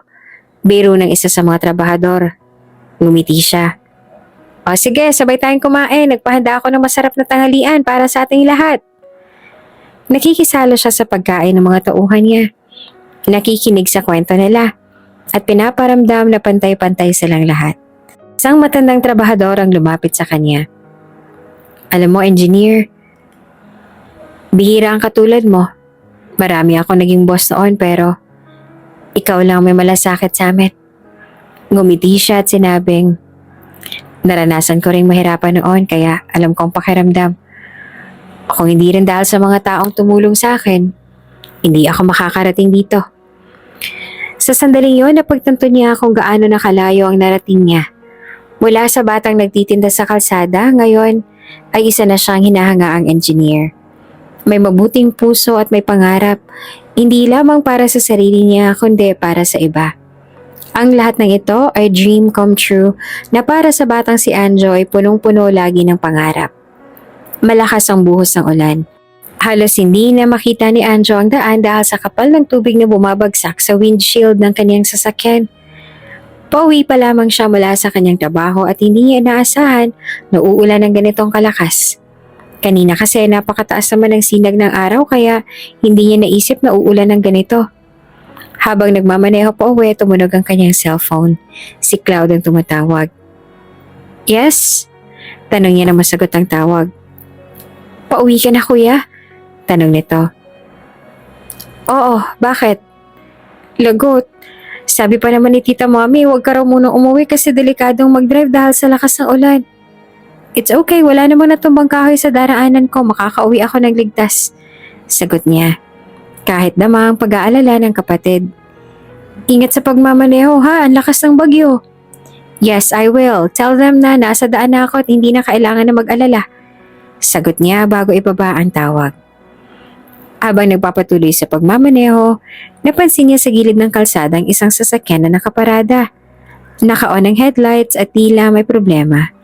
Kahit na malakas ang ulan, hindi siya nag-atubiling tumabi at bumaba ng sasakyan. Nabasa siya kaagad pero hindi niya iyon ininda. Lumapit siya sa sasakyan at kumatok sa bintana. Makalipas ang ilang segundo, bumaba ang bintana at isang magandang babae ang bumungad sa kanya. Hawak nito ang cellphone. Tila may tinatawagan ngunit naputol ang signal. "Anong problema, miss?" tanong ni Anjo. "Nasiraan ako eh." Sagot ng babae na may halong pagkabalisa sa boses. "Na-flat yung gulong ko, hindi ko ma-reach yung mechanic na alam ko kaya wala akong mahinga ng tulong." Tiningnan ni Anjo ang panghuling gulong na mabuti na lang at iilawan ng ilaw mula sa sasakyan niya. Nakita niyang flat nga iyon at kung susubukan ng dalaga na paandarin pa rin ang sasakyan, baka maaksidente lang ito lalo na't maulan pa at malakas din ang hangin. "May extra gulong ka ba?" tanong niya. "Oo, meron, nasa likod." "I can help you," ngumiti si Anjo. Kahit madilim na at hindi niya maaninag ang dalaga, kitang-kita niya kung paano nagliwanag ang mukha nito. "Talaga? Thank you. Akala ko dito na ako aabutan ng umaga." Ginitian lang ito ni Anjo at lumakad na siya patungo sa likuran ng sasakyan para kunin ang spare tire. Mabuti na lang at sapat naman ang ilaw mula sa sasakyan niya para maaninag niya ang ginagawa. Habang abala si Anjo sa pagpapalit ng gulong, basang-basa na siya ng ulan. Ngunit, sanay na siya sa ganitong trabaho dahil noong bata pa lang siya ng mga kapatid niya, lagi silang naliligo sa ulan lalo na pag naaabutan sila ng ulan kapag nagtitinda sila. Kaya hindi niya na iniinda ang lamig at hirap. Ilang sandali pa ay bumukas ang pinto ng sasakyan at lumabas ang dalaga. May hawak itong payong at lumapit sa kanya. Pinayungan siya kahit na basang-basa naman na siya ng ulan. Nagulat si Anjo at saglit na tumingin sa dalaga. "Oh, bakit ka lumabas? Mababasa ka rin." Hindi naman siguro tama na hayaan kitang magpahirap ng ganito habang ako nasa loob lang. Basang-basa ka na ng ulan, baka magkasakit ka." Ngumiti ang babae. "Tsaka gusto ko rin magpasalamat. Kung wala ka, baka wala na ding ibang dumaan para tumulong sa akin. Wala rin akong makontak kanina." Saglit na natigilan si Anjo bago ngumiti. "Ayos lang, mabuti na lang at napadaan ako." Pinagpatuloy niya ang pagpapalit ng gulong habang nakayuko ang dalaga. Pinapanood ang ginagawa niya. Hindi nagtagal natapos niya na rin ang trabaho.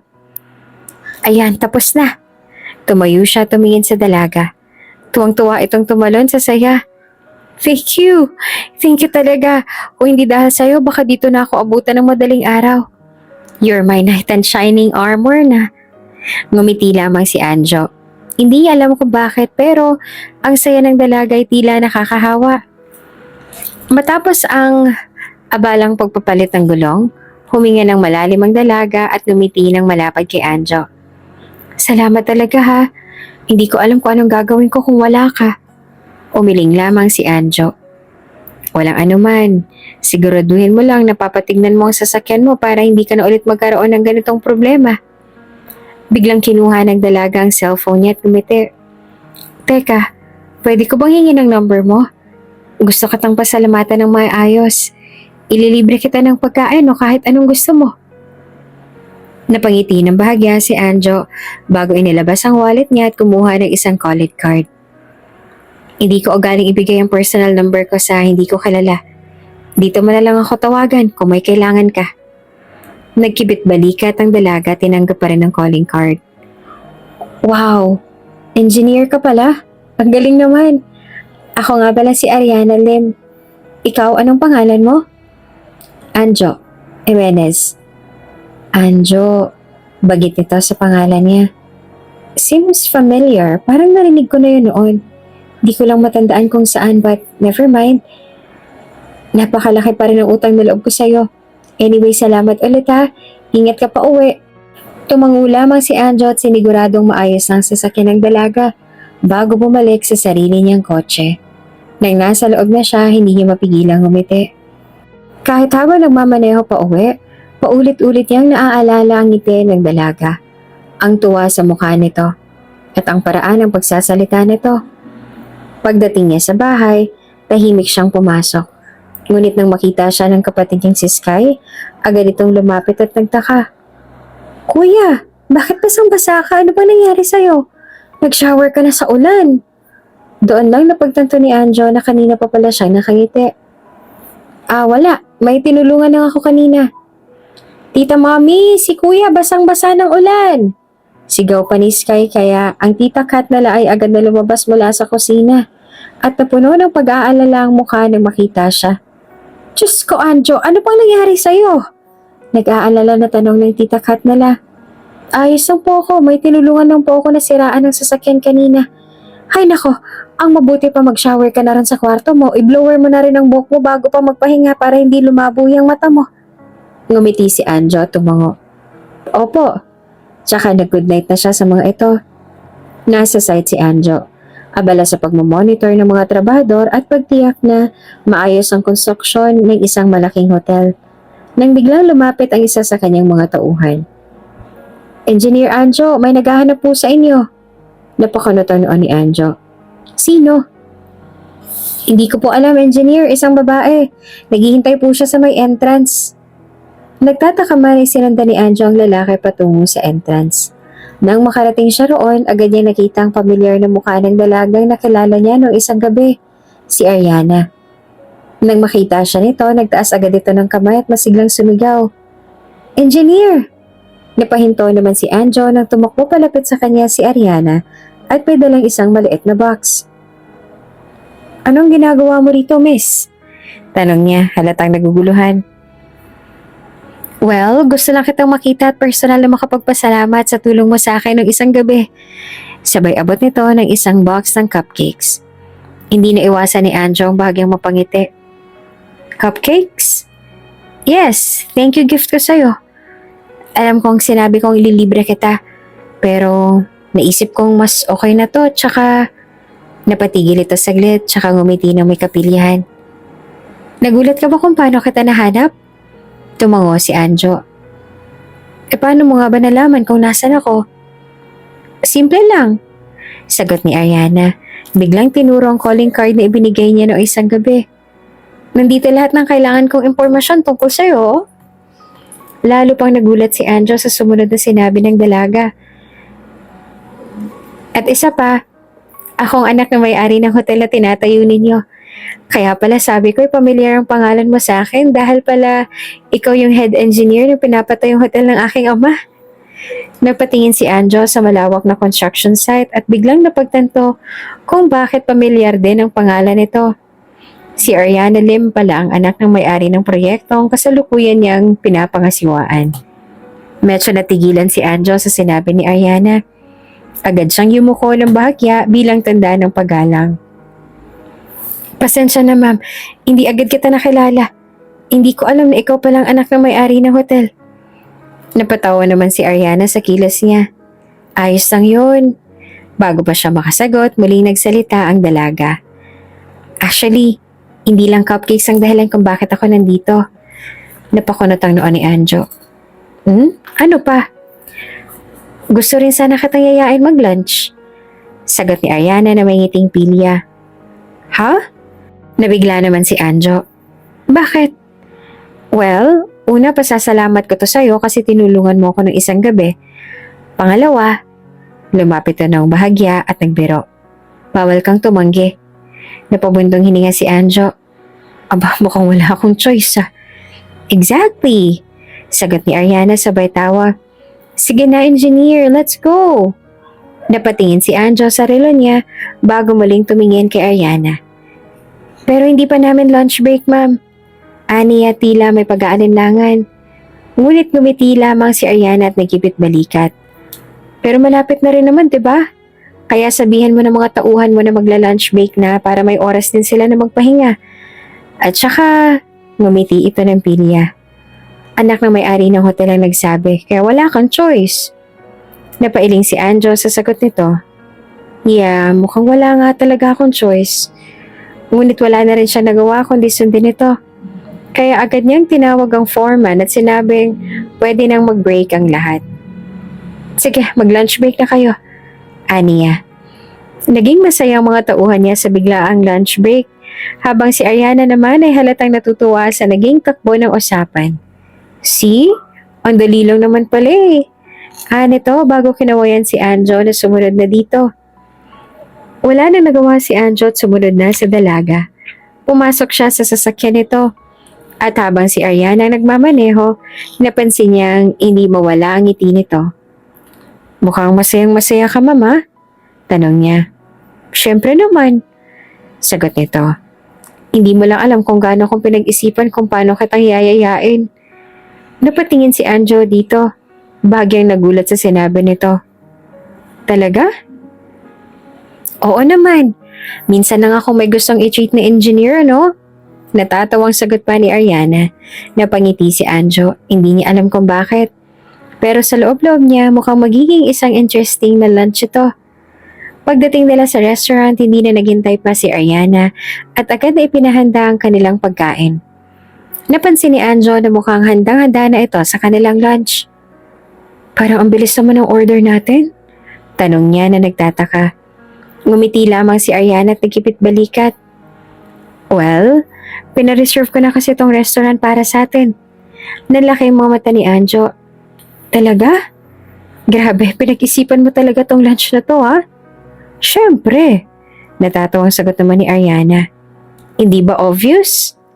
Habang kumakain, nagsimula silang magpakilala ng mas formal. Si Ariana ang unang nagsalita.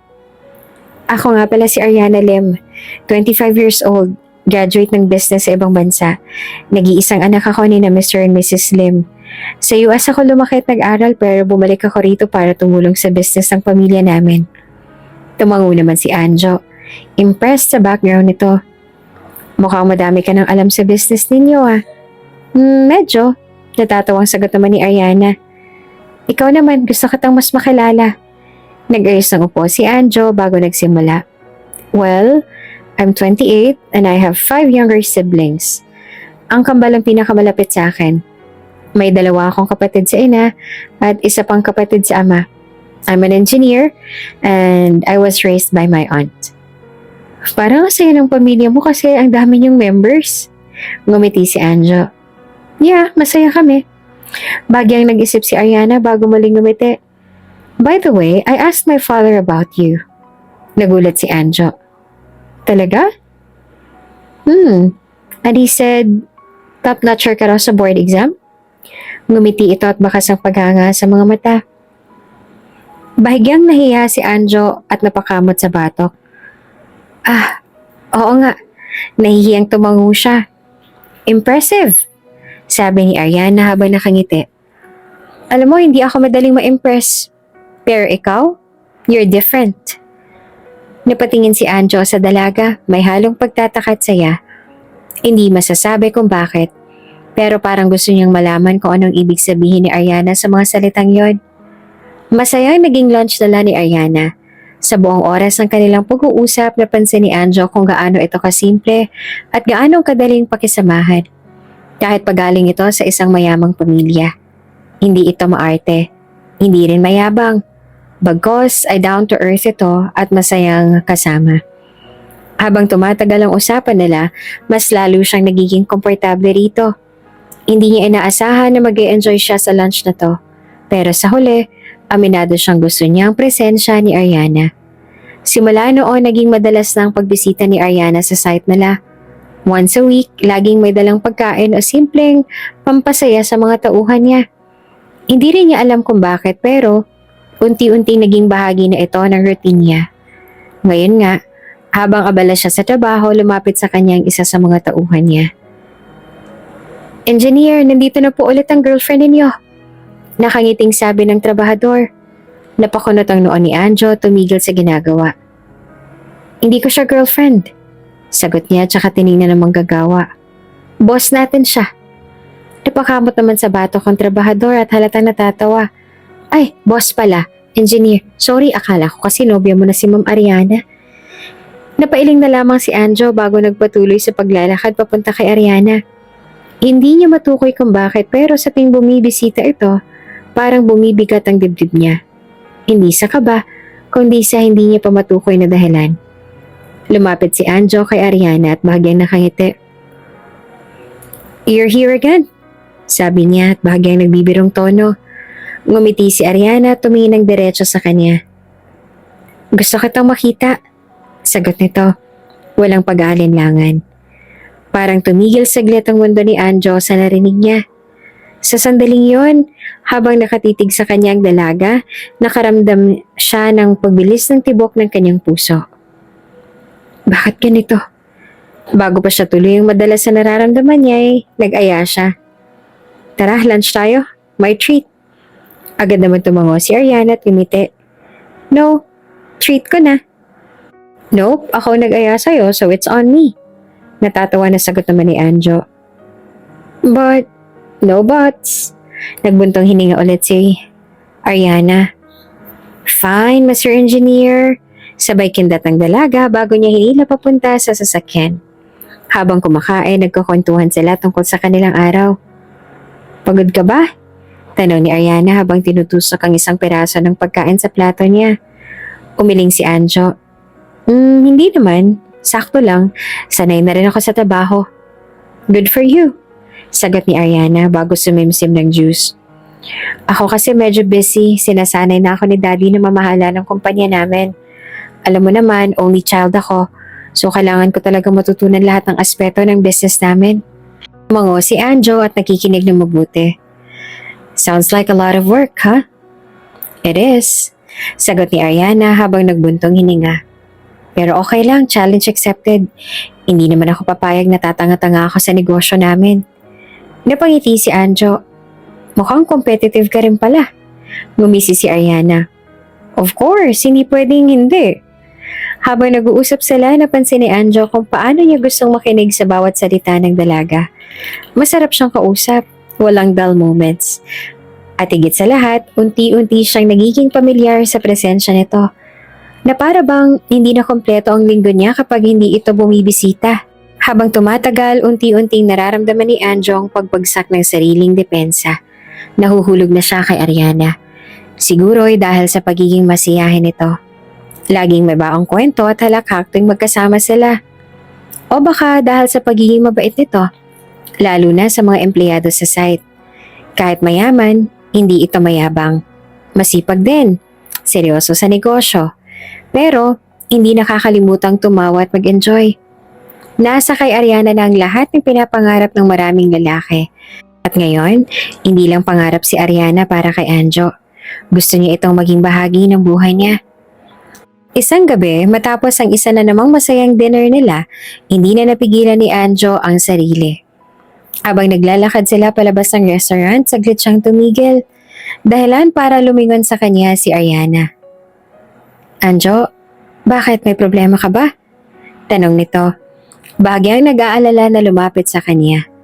Huminga ng malalim si Anjo bago tumingin sa mga mata ng dalaga. Gusto kita, Ariana.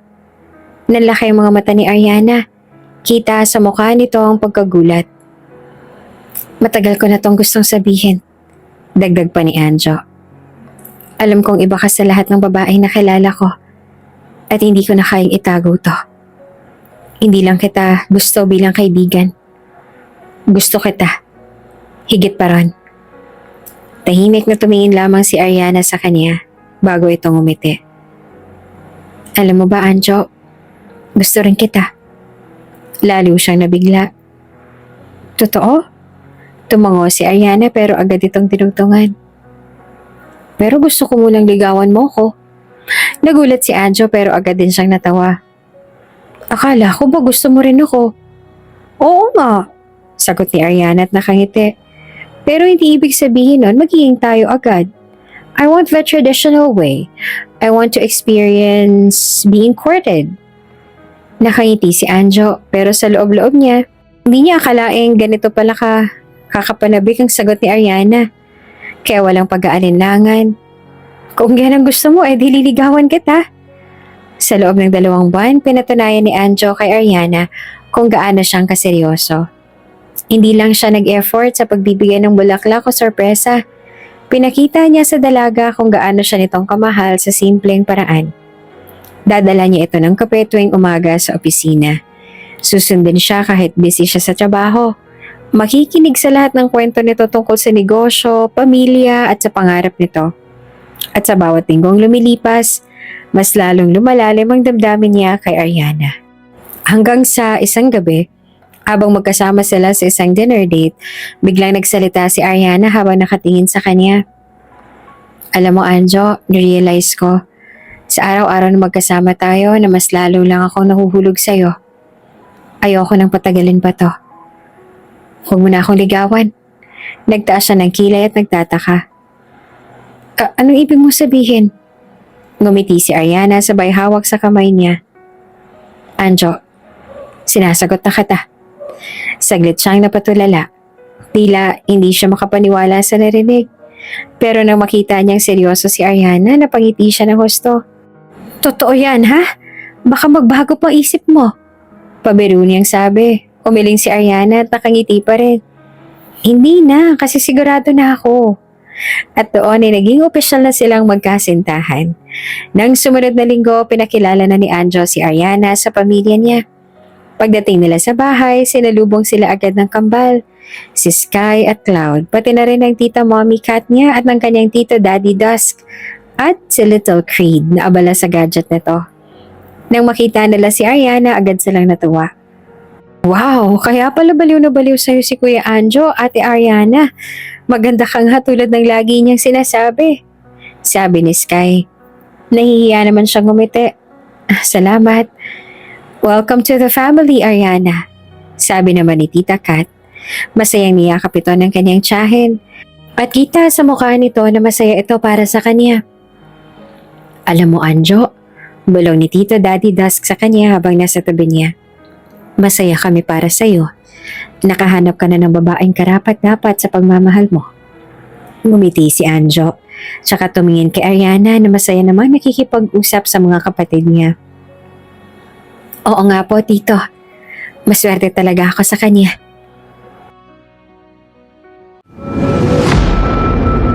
Kung bago ka pa lang sa channel na ito, Ate Jane TV, huwag kalimutang pindutin ang notification bell and subscribe button. Sana po hindi naman malaking abala sa inyo ang pagpindot ng subscribe button dahil ang kapalit po nito ay ang pagsuporta para makapag-produce ng mga libreng stories sa mga channels ni Ate Jane. Maraming salamat!